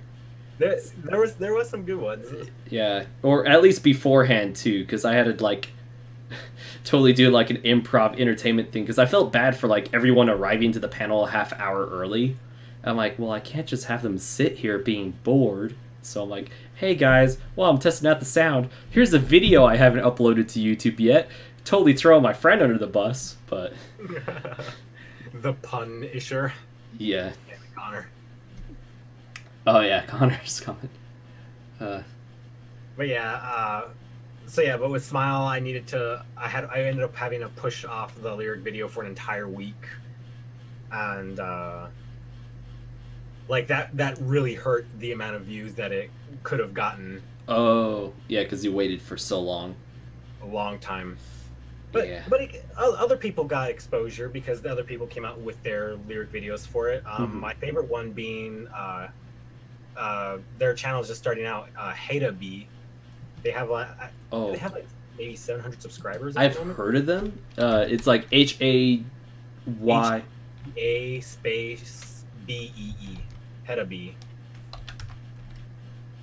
Okay. Nope, that is definitely not what I was trying to search. I mean, wait, sorry, can you repeat that? HA. HE. Oh, HED. Yeah, so HEA space BEE. Kind of like Bumblebee. B. Oh. So that person's lyric video for Smile has 230,000 views, which is pretty freaking good. Yeah. They're not too far behind me subscriber-wise. Yeah, Smile is like their top thing. Almost 250,000 views. Oh, Gosh. 1,100 subscribers now. That's cool. Yeah. When I first found their channel, it was only at like 200, I think, maybe less. Yeah, I mean, you'd be surprised on like how fast channels can grow in the Ruby community. Oh yeah, very fast. Yeah. Oh yeah, I have YouTube muted, thank goodness. I hate it when you click on a channel and then like they have one of those autoplay videos, which I'm guilty of having one, but it's like, no, stop. Yeah. Spider KP said, bring on the punder. I'm sorry. Oh, he's doing the Imagine Dragons. So, yeah, you know, like the thunder. lightning and the thunder. You know, only Imagine Dragons song I know is Radioactive. The one that they've been trying to recreate ever since, pretty much. Sorry, because they're Mormon, they're really big in Utah, because, like, yeah, I saw a recent documentary, the lead singer of Radioactive. Oh, was it called Believer? I think so. Yeah, sorry. Yeah, he came out with I think that's about LGBT youth within the Mormon church, or, like, it's basically to bring out awareness on, like, hey, we should treat them better in this community. Anyway, I don't want to get political at all, but anyway, they mentioned, I was saying, like, because they're really big in Utah, you hear nonstop about them all the time, and you're like, stop. So over here in Southern California, we just hear about everybody. Yeah, because I live like less than an hour drive away from Hollywood. Yeah, my grandpa went to Hollywood High School. So, yeah, he lived in Hollywood when he was pretty young, apparently. So, all I know is that the closest famous person that I lived next to was did you ever watch iCarly? Yes. Okay, you know Gibby? Noah Monk? You know Gibby? Oh, I mean, you live near Gibby? So the high school that I live right next to is the one that I went to. He went to our rival high school. Oh, wow. Yeah. So which is like a 5-minute drive down the freeway. The real question is, at sports events or any, like, multi-school rival events, does he take off his shirt and start whipping it around like Gibby and iCarly? That would have been hilarious, but no. Yeah. That would have been awesome. Oh, man, I'm remembering, like, the cringiest, like, school assembly I've ever seen in my high school, and I don't want to talk about that. we brought, like, a lot of students, like, just went out and started dancing with their shirts off, and it was like, please don't, no, this is a school. This is a school setting. Yeah. Okay, so now everyone's just talking about music and celebrities. Speaking of music and celebrities, that Jeff Williams concert, huh? Oh my gosh. I was jumping so freaking much. Yeah. I think you may have seen me. We were like right next to each other almost. Oh yeah, you were like. I was sort of behind you. Like somewhat behind me to like the right, I think, or were you? Yes. Yeah, to my right. Yeah, because Arnold was like directly in front of me. Well, there was a person in between us, and then John was like all over the place, but he was in our facility, and then we became like a giant mosh pit, pretty much. Where like, yeah, I love how like our side of the stage had like all this life compared to the other side of the stage, right? Because they're like maybe jumping up and down. We like created a circle and like started doing all this stuff and jumping up and down, like even before the concert, singing all those meme songs. Somebody once told me. Yeah. Dude, we did Smash Mouth twice. Like, I think we ran out of songs, so we're like, let's do Smash Mouth again. Or I was like the one that kept trying to start songs, but no one knew what the heck I was singing, so I had to like quickly kill it. So, hey, Stephen, he's a friend of mine. He said, "How did I miss you? I was slightly to the left of you guys." Ah, Stephen, you should have been a little closer. We were the life of the concert, man. I wasn't even near that circle though. I was like separated by maybe 6-7 people. Okay. I could easily see it because I towered over the majority of people over there. I could see the heads, but yeah, and then like Semblance of Sanity was like near us, but they were like slightly up. Yeah, they are. They told me their heights ahead of time, and even seeing them in person, I was like, "You never said you were that tall." I'm like, yeah, we did. It's funny because I remember that reminds me because I remember once I think it was Hunt. I don't know if he's still in the chat, but he because of the hinge on my computer causing it to look downwards, I have to keep my chair low to the ground, so it makes me look shorter than I actually am. Yeah, because you're tall yourself. Yeah, because I'm 6'2". Yeah. So I'm actually like not even sitting properly in the chair. Yeah, yeah, I could tell you're leaning back. I'm like, You look sort of comfortable, except for you probably want to be higher and leaning back. Yeah, basically. But and I know in their videos he told me that, I think it was Caleb that told me. He said, "Oh yeah, we try to make ourselves look normal height in our videos because apparently in real life they're super tall. What are they, like 6'4" and 6'5"? Yeah, they're like, I think it's 6'3" and 6'5". 6'3" and 6'5". Yeah. Little Lucas is saying some key animators of RWBY left for Genlock. I don't think anyone actually left RWBY for Genlock. Did it? Like that would be something to have to look up over on like maybe in the Reddit or something. Yeah, because I was gonna say there are people like Kim who are like the head of the animation for Genlock, but she is still very much involved with RWBY. So yeah. RWBY animators. I'm looking it up for Genlock. Yeah. Enter. Why does My Hero Academia pop up? Okay, let's see. There is nothing. My Hero Academia. Yeah. Okay, July 27th is the newest that's popping up, and it's about David Tennant. There is nothing about the animators. Wait, Joey BC on Twitter said, I don't know why that freaked me out. One of those like massive beetles that has a really low buzz to it like ran into my window and then flew away, and it freaked me out for some reason. Oh gosh, yeah, I have those moments all the time where like something very small happens, you're just like, ah, like your brain just panics. Oh yeah, that didn't happen with me yesterday, but yesterday like a spider. It's on. Like, oh, Kim did. Wait, hold on. I have to look up Kim's Twitter now, because Kim's the only person I would think would have left, but I don't think. No, not the Wikipedia. That's not even the right Kim Newman. Gosh. Okay, hold on. Here, I'll go to Twitter as well. Dude, Google, what are you doing to me? It is not. Oh, wait. Hold on. I spelled it slightly wrong. Kim. There she is. Kim Newman at Art. Oh, she still has at RTX behind her. Yeah. Behind her user. Let's see. Yeah, hold on. Google will cooperate. And where is her Twitter? Yeah, at Kimbo Slasher. Okay.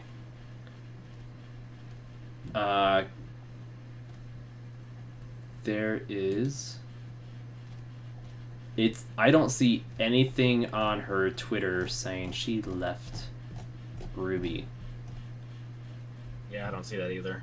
I'm scanning through right now. Yeah, I mean, it says RWBY Animator seasons 3 through 5, but that's because season 6 isn't out yet, so you can't say season 6 technically.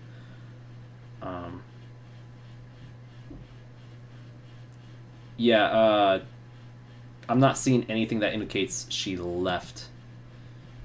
Here, I'm even gonna Google leaves RWBY. Some animators are transferring for X-Ray and VAV. What? Wait, transferring for X-Ray and VAV? Yeah, that's what. Like, it's getting revived? That's what I was like, wait a second, what? You think that'd be something they announced at RTX. Yeah, that would have been something they announced there. That awkward moment when you think, I think I saw you in the comment of Kim Newman's wiki, but it's just someone using the Flynt Cole profile picture that you use. Oh. It was like, hey, you commented on this. Yeah, there's no information in her wiki or anything that she's left. So I need to hire an artist to make a new Flynt profile picture. That's what I need. Yeah, I mean, there's like Inspector who does art. I also know AC Gears and Arms does quite a bit of art. I don't know if they do commissions or have it open. Okay, RWBY subreddit. Here's the thing with the Reddit. With Reddit, unless it's sourced, I don't want to like believe it. If that makes sense. That's a good mentality to have. Yeah, because there's been, especially during Volume 5, there was like a very harmful rumor that came out about RWBY, and it actually cost someone their job. And I do not want to like spread any credibility to it. So I'm looking down their subreddit. I am seeing nothing that mentions animators. Yeah, there's just a bunch of fan art other than the Adam trailer stuff. Like discussion theory, Adam will not join Salem. Why does nobody carry a sidearm? Yeah, I'm seeing nothing about RWBY or an official link. Yeah, RWBY shitposter. If you see those things, what I would say is like there's a saying that I know that goes. Oh, it wasn't shitposter that posted it. It was the little Lucas who posted it. Oh, it was the Lucas that said that. I thought. Oh, hey, John, we were just talking about you at the concert. Sorry, the King of Lame commented. Yeah. Yeah. How's it going, my man? You doing? You went. You settled down in. I forget. You're in England now. He's right? going to England. Yeah. Yeah. Are you settled in England yet? Okay. Missing Genlock. Yeah, I'm not seeing anything. Even if I look up. Like Kim Newman with Genlock. Like, I know she's involved with Genlock, but I don't think she left RWBY for it. So, and I am not seeing any sort of results on the internet, like through the Reddit or Google or Twitter. So I'm gonna debunk that until someone's able to source it. So. Yeah, I would say trust but verify. That's a saying that I know some president said. Trust but verify what you hear. Yeah. I think it was Reagan, or I don't know if it was Reagan that said that, or Nixon. The irony if it was Nixon. But yeah, right.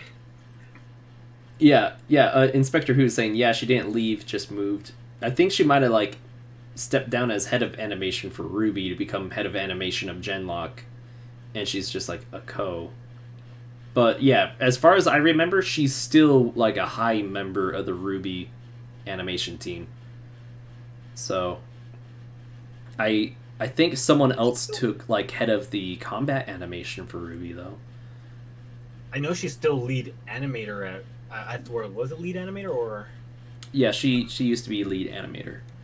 But I think she's lead of animation for Genlock now. So I think she's like co-lead or assistant lead. I am an assistant lead animator at Rooster Teeth. I love animating fights. That's on her Twitter. Yeah, so I think she just kind of will be involved with anything that's 3D because she also helps with Red versus Blue. Like a lot of people that help with the 3D fights for Red versus Blue help in RWBY and vice versa. So like. It's very rare to find people that are dedicated to just one show. Mm-hmm. But you will see people that are dedicated to like just 3D or just 2D. So, Raul was saying, like, back with food, what have I missed? You missed us being very confused by a question in the chat and trying to verify it. Yeah. Yeah, Inspector Who says, unless we don't see her name during the credits of this volume. You know what? I think that's like the best way to verify that is go see RWBY Volume 6 at the Fathom events and keep an eye out for her name in the credits. Right. Yeah. There you'll get it. Yeah, Shitposter says, well, Genlock sounds like it might be big. So, yeah, no, Genlock will definitely be big. There's no denying of that. I even theorize it could possibly overtake RWBY as far as, like, fandom goes, but I don't know about that, because, like, for me... RWBY's really big. For me, you know, not only that, but Genlock doesn't give me that, like, oh my gosh, I'm excited for this series. It's just, for me, I just get this, maybe I'll check it out. Okay. I think it has a potential, I guess. It definitely has a potential. Or at least it could rival, or, I mean, I admit, like, RWBY's a high mountain to try to overtake, especially with how long it's been out. But I definitely think it has the star power and the animation power behind that. Would you say... Because I haven't watched Red vs. Blue, but would you say Red vs. Blue is higher than RWBY, or... Oh, no. Oh, no. I would say RWBY definitely right now is bigger than Red vs. Blue. Okay. Red vs. Blue, I think the fandom kind of like went up, and then kind of plateaued, and then is kind of dipped down a little bit. It's been a bit more low-key, I would say. RWBY is definitely the biggest money maker for Rooster Teeth right now. Not only that, but it's what Rooster Teeth like really like puts out there compared to Red versus Blue. Like I don't really see things that often about them saying, "Hey, we've got this for Red versus Blue now. Now we've got this merchandise for Red versus Blue." Yeah, they're Red versus Blue. I think isn't selling as much anymore as it used to, but it's still alive enough to keep going, which is something. Camp is growing too, as Shitposter said.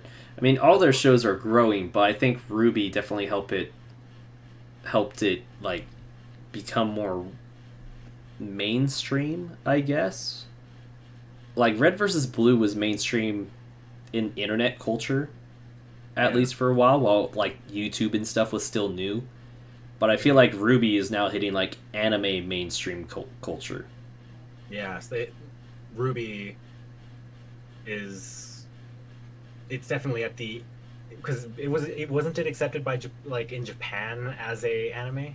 Yeah, and it has its own Japanese cast now, which are all like really well known voice actors in Japan, and like I hate to say it, but I think Japan has like more RWBY merch than like America does. Like this came from Japan. What? I'm seeing awesome like RWBY merch that's available in Japan, and I'm like, I ever see that stuff here? Yeah, you'd have to like buy it from someone in Japan, which it's like good luck paying for the shipping on that. Right. Now the helicopters from the I hear that. Base that I could hear that, and I hear something else like outside my window too. I'm like, man, our neighborhoods are just noisy today. Yeah, what was it? So for me, it was first that one car, and then the fire truck, the high school. Yeah. Now it's the helicopter. I live between two really large military bases, so like I've got Camp Pendleton to the south, and then I've got to the north Edwards Air Force Base. So the helicopters are constantly going back and forth. Oh gosh, I got an airport like a mile away from my house. But, yeah, some people are talking about, like, Rooster Teeth has so many shows now, which it does, but, like, I think RWBY is, like, what to thank for that. Like, RWBY helped give them the funding to get new shows and all that, because I just want to look up, like, on the Rooster Teeth site, because they got, like, Nomad of Nowhere, they got Camp, they got, Raul Bastidas. That's something that you should stay innocent to. Don't ask what that is. Oh no, I am not looking that up. Like it's like I have the same question as him, but nope.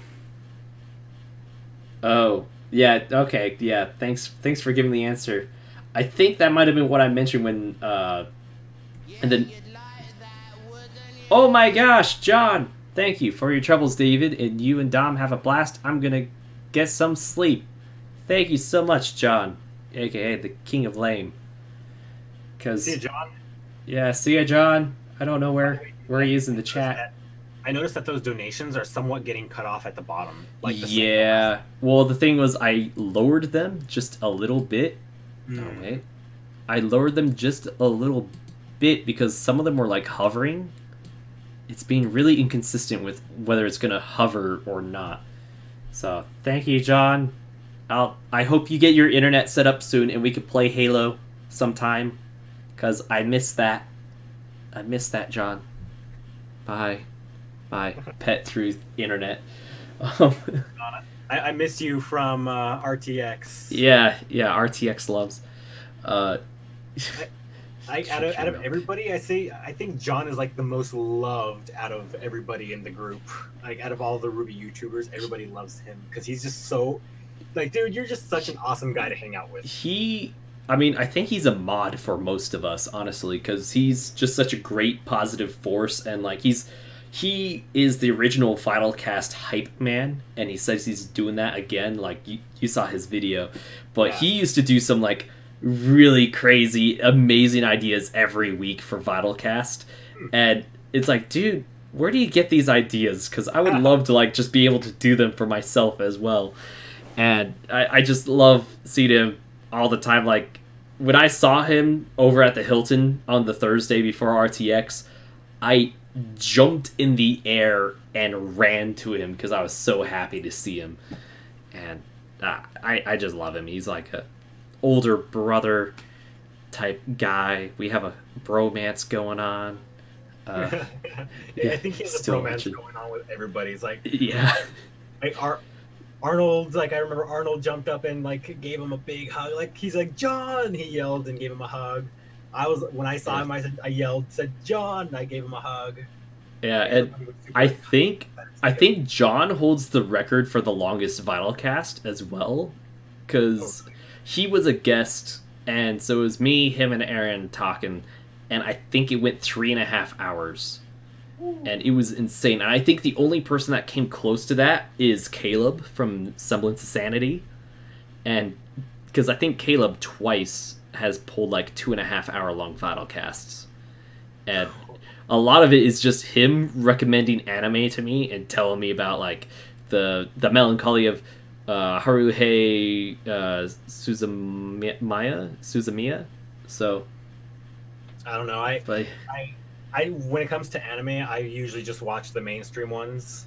Yeah, and he watches like all of it, like the obscure and the mainstream, which he knows them really well too. So there's only a few obscure ones that really stand out in my mind, which are like one that was like, it was called Pet Girl of Sakura Hall. Wait, and it was like, what? Sorry, Shitposter just pointed something out to me, and I want to. Did we? She says we hit 1,800 subs. Oh my gosh, we did. Oh, I'm making Chrome visible. Yeah, we hit. Where did my Chrome go? Oh my gosh, OBS, why do you do this? Yeah, I went back to Windows lock screen. Thanks, OBS. We hit 1,800 subs. Thank you, everyone. Bless your hearts. Because remember I said I lost 1 subscriber as we were going live? Oh, yeah. Like, I watched it disappear. I'm like, well, someone just unsubbed. But we gained that back and so many others. Guys, thank you so much. Oh, no, Hunt SD, please don't. Oh, no. Dude, Hunt has, like, been burning me alive the past couple of days. Like, someone commented on the RTX vlog video I made. They're like, oh, cool, I'm in a Portal 64 video. Guess I won the internet. And he commented on that. He's like, I don't think they're talking about the right Portal 64. And I'm like, dude, what the heck?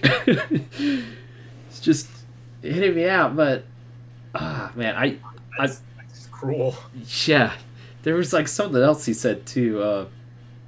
But, yeah, I just miss RTX. And John's one of the main reasons why I miss RTX so much. And, like, the whole running down the street thing. Do we run a whole block? Gosh.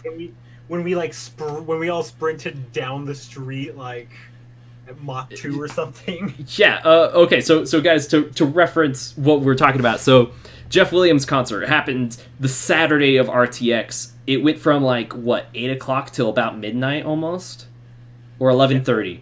I think we got there earlier because. Yeah, we got there earlier, but the actual concert, like music, started playing at 8. I would say.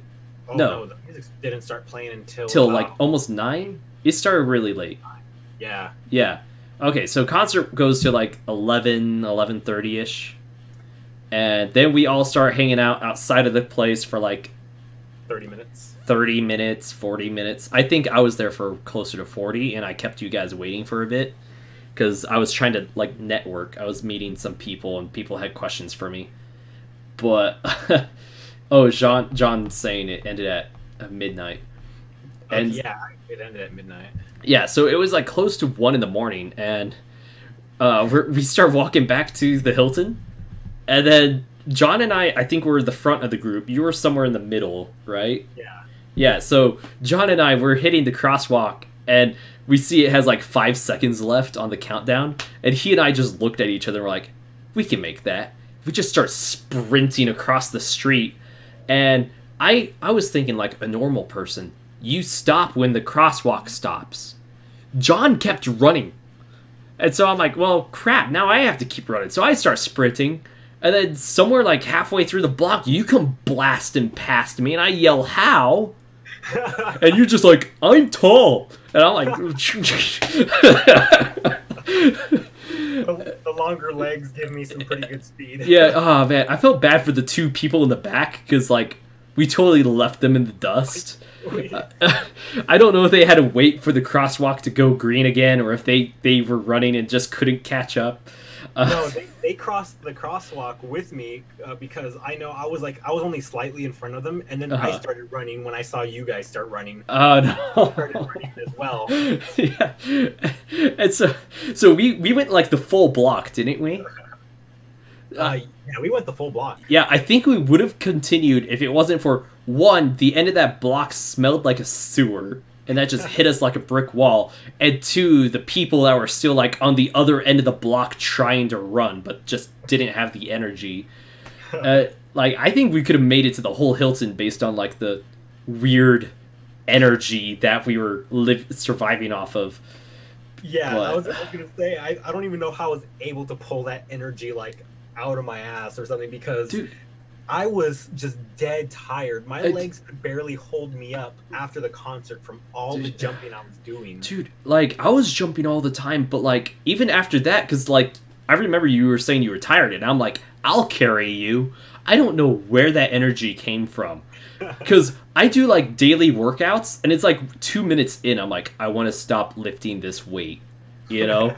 But then it was like, oh, I could push a mountain. Like, I was just... I swear, RTX just gives this entirely different mentality. Yes. For everybody, because for me, normally, I tend to be like, I don't want to do this, I don't want to do that. But over there, I'm like, okay, I'm going to be up at 6 a.m. every day. Dude, that 6 a.m. thing almost killed me. Like, like, especially on Sunday. Because Sunday was like, you know, I didn't get to sleep till like 2:30. Because I had some drama to take care of after we all said our goodbyes at 1:30. One of my roommates disappeared, and we were trying to locate them. That was the drama. But, so like 2:30, go to sleep. 6 o'clock in the morning, wake up, sneak into the VIP area lounge to like eat breakfast, go back to my hotel, Todoroki up, and go to like one of the early morning panels. I don't know how I did that on Sunday. Like 3 6 a.m.s in a row nearly killed me. And Spectre Who is saying RTX's power. And King of Lame is saying the infection of RTX. But yeah, also I feel like everyone just becomes an extrovert at RTX as well. Right? Because for me, I don't like meeting new people very much. If my parents say, "Oh, hey, we're going to a friend's dinner. There's going to be other people there. You want to go?" I'm just like, "Nah, I don't want to be there. I don't want to have to talk to people that I don't know." But then at RTX, it's like, yeah, hit me up. Well, where are we going? Come on, let's go. Yeah. Oh man, it's King of Lame saying Todoroki. Yeah, I totally feel the same way. Like when I'm at home, I don't talk to a lot of my friends super often. It'll be like a once a week thing or twice a week thing. But for the most part, I'm like a hermit almost. But at RTX, I'm like, meet all the people, hug all the people, yeah, like, oof. And I think for my panel, I had to really channel that, because I would have been, like, I had to just forget all anxiety that I have, because if I didn't just forget anxiety, I would have just crashed that panel so hard, but... I would have been so nervous to be in front of that many people. Like, there were more people at the VYTALCast panel. I think there was either twice or 3 times the amount of people at the VYTALCast panel than there were at the 2D animation panel. And because I went to the 2D animation panel. What? Oh man. Really? I'm not joking. The 2D animation panel, there was maybe 30 people. Oh my gosh. Dude, and let me tell you, the VYTALCast panel room was twice the size I predicted it was going to be. We filled more spots than I thought we would have. Yeah, how many people were there? There was at least over 100. I must have said. I would say 125 to 135. Yeah, that's about my guesstimate. Yeah, and then the 2D animation panel had maybe around, at most, I would say 40 people there. Oh man. But I think it's more around 30. So I'm thinking about all the other panels I went to. So like I went to the high quality production for $0 panel that had about 50 to 60 people. I went to the broadcast panel that had less people. That had like 30 people, and yeah, I went to a lot of the main panels the first 2 days, so those were bigger, of course. But VYTALCast had a really big crowd from what I've heard. It was a decently sized crowd. Yeah. It broke my expectations, not gonna lie. Yeah. I expected around maybe 50 to 60 people. But then when I saw that there was like over 100, I was thinking, holy shit, there's a lot more people that really want to see you guys. Little Lucas is saying 2D animation panel didn't even get archived. VYTALCast did. That is insane. Wow. And also, John, thank you. Thank you. But, like, yeah, with VYTALCast, like, from day one, I was like, I want to try to get it big enough that we have a panel at RTX, because community panels, until this year, was, like, by invite. Like, Rooster Teeth had to go out to them for it, and this was like the first year they like opened it up for application, and that I was really feeling the pressure for it, because I'm like, I want to get that panel. I need to like make sure I got a good lineup. I need to make sure like I have people I get along with on it, and so you got archived and some of the official panels didn't. Like press F for respects. Gosh, dang. That like the way I see that, it shows that you are making a really good community that is you are going places with that. That's right there shows that you will make it a lot. So one of the reasons why I kept you waiting after the Jeff Williams concert was because I was talking to the community manager for Las Vegas, and he took over for Jackie, and Jackie is like the overall community manager at Rooster Teeth now. Like, she's Rooster Teeth staffed, and she gave me some amazing feedback right after the panel ended. Like, I don't know if you noticed, but someone sprinted to me right after we stopped being live, and that was Jackie. Okay. And she gave me some like over the moon feedback that I was like, oh, like, okay, like this is really good. Like, you know that scene? Have you seen Jurassic Park? The original, the very original Jurassic Park. Okay, yes. You know the scene when he sees the Bronchiosaurus when it's like grabbing leaves off the tree, and he has to like sit down because he's just like overwhelmed with seeing this living, breathing dinosaur. Like, that was me receiving information from Jackie, and I was just like, what is going on? Like, it actually went good? What? The feedback was like, it wasn't just good, but you killed it. And it was like, oh, gosh. I was like, trying to like play it cool. You're in front of Jackie, play it cool.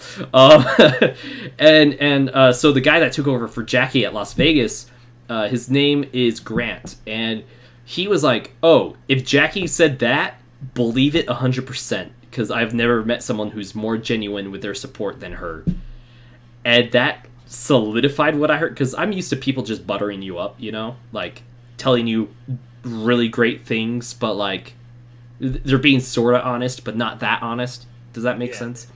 They're being like they're trying to give you more positive reinforcement than what they actually think or whatever. Or like, I don't even know how to explain. Like they'll give you a 9, but they were thinking you were more of a 7.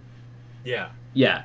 And so he was like, oh no, if she gave you a this, then believe it 100% that she's gonna support and help push that.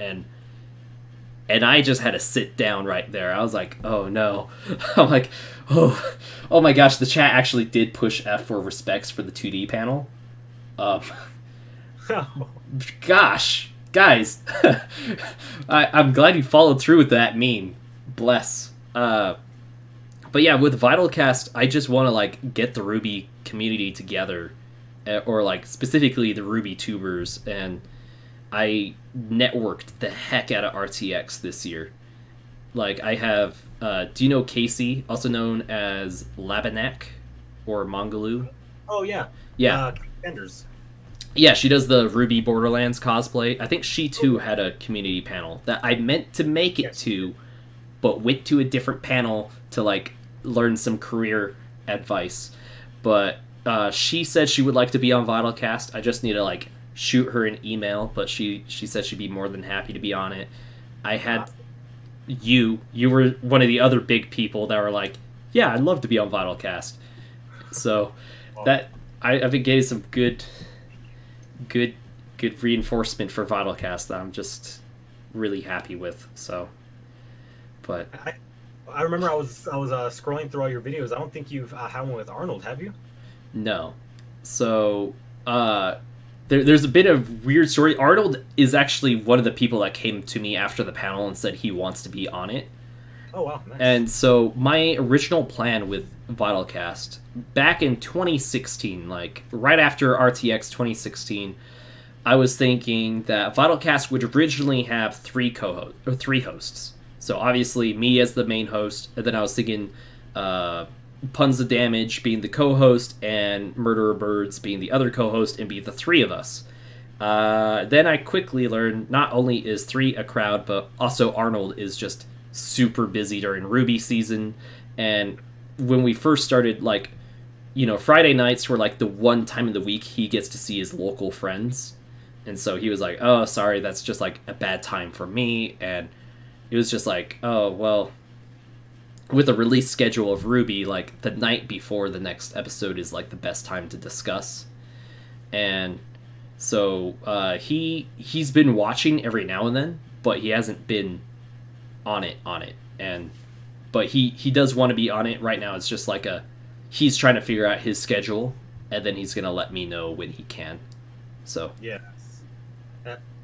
that's pretty good. Like, because like for me, my job because like where I work is unpredictable where they schedule me. Yeah. Even at one point they changed the schedule literally the day before the week had started.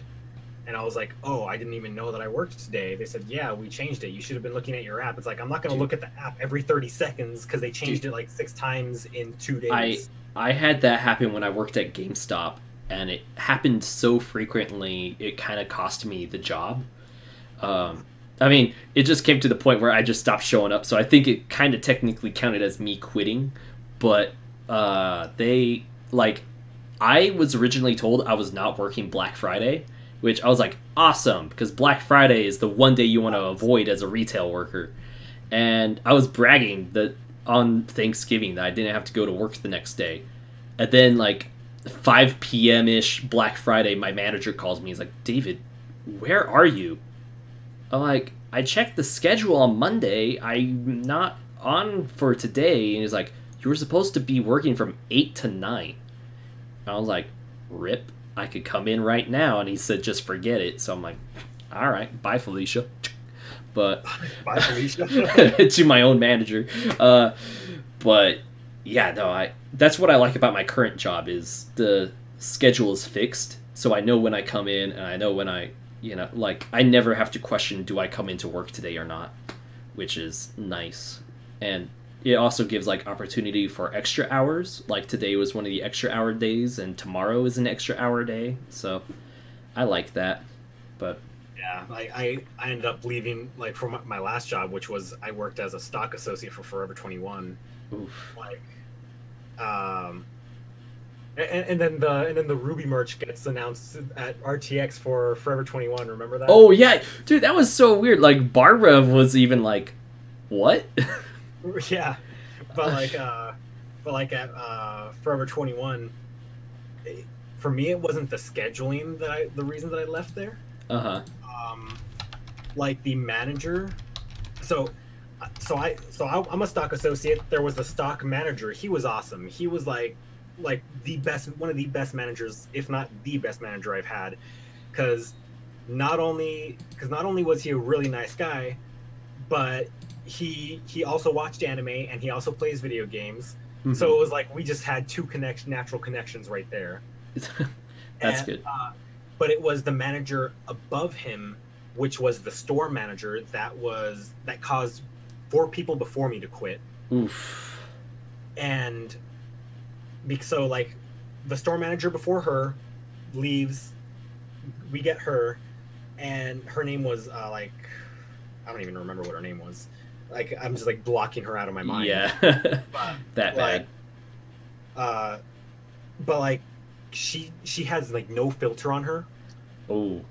So, which is a really bad thing for a manager. Yeah. And so one day, while doing stuff in the stock room, I had hurt my foot, and it felt like I hit the top of my foot really hard, and I was like, oh crap, that hurt, and my foot started to feel really warm. I was like, what the heck? Yeah. Oh, did it? It swelled up. Yeah. So it hurt to walk on it. So I'm in the front room. I'm in like the office doing like the incident report with a different manager. She walks in, she says, what happened to you? Did you have a seizure in your foot? Because I'm epileptic. Oh, you are? Yeah. So she said, that's you rude. have a seizure in your foot? And like with this just serious, bitchy looking face, I looked at her and kind of like, you want to say that again?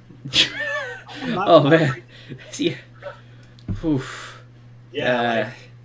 I just got so pissed off. I can't blame you for that, because I've had moments like that just for like being quiet at work. I mean, I talk a lot more now, but I used to like never talk at work other than like yes and no, but yeah, that's crazy. So yeah. Smash is like, this thing is still going on. Oh yeah, quite a few people were like, I've been here for so long. Gosh, sorry guys. So while you're talking about your story, I did pull up the RWBY merch shirt. Oh, that they're gonna have at Forever 21? Yeah, so they got red and black. It's pretty much the same shirt, but you know, it says RWBY on the back, shows Team RWBY on the front. I think it's interesting they're going with the original art for Team RWBY. Yeah. Like way back in Volume 1. And then that's so weird. I swear they had 4 colors. But I think that might be because this is the men's that we're looking at. I don't know. Let's see. Google. Oh, I did click on that link. Graphic tees for RWBY, Forever 21. Oh, that's the same shirt again. It'll give me an excuse to go back to Forever 21 and say hi to all my friends from there. Yeah, totally. I'm gonna be going to the mall on Tuesday, so I'll probably pick up a Ruby shirt. No, I'm broke. That's why I have the car registration goal up. Oh gosh. So like, I don't know how much RTX cost you, but RTX cost me quite a bit. And my payday coming back home, I was like, oh, thank goodness I got payday, which I have almost half of my paycheck every 2 weeks go to car insurance and car payment. But then the state just slapped me with car registration because I've had my car for a year now. And it just happened to be the magical amount to take up the rest of my paycheck. So up until next payday, I'm living off of zero income pretty much, other than the lovely $25 I just earned during this stream, which, bless you guys so much, that's more than what I make hourly at work. So yeah, but yeah, my wallet's definitely hurting after RTX, and I appreciate everyone who's able to help as little or as much as they can. So thank you guys. But yeah, that shirt I'll probably put on a Christmas list. If not, get it. My work is calling me. Okay. All right, let's end the stream and you can answer that call. So thank you guys for watching VYTALcast number 52. Thank you, Dom, for guesting. And we'll boop you next week. Have a good one, everybody. Bye.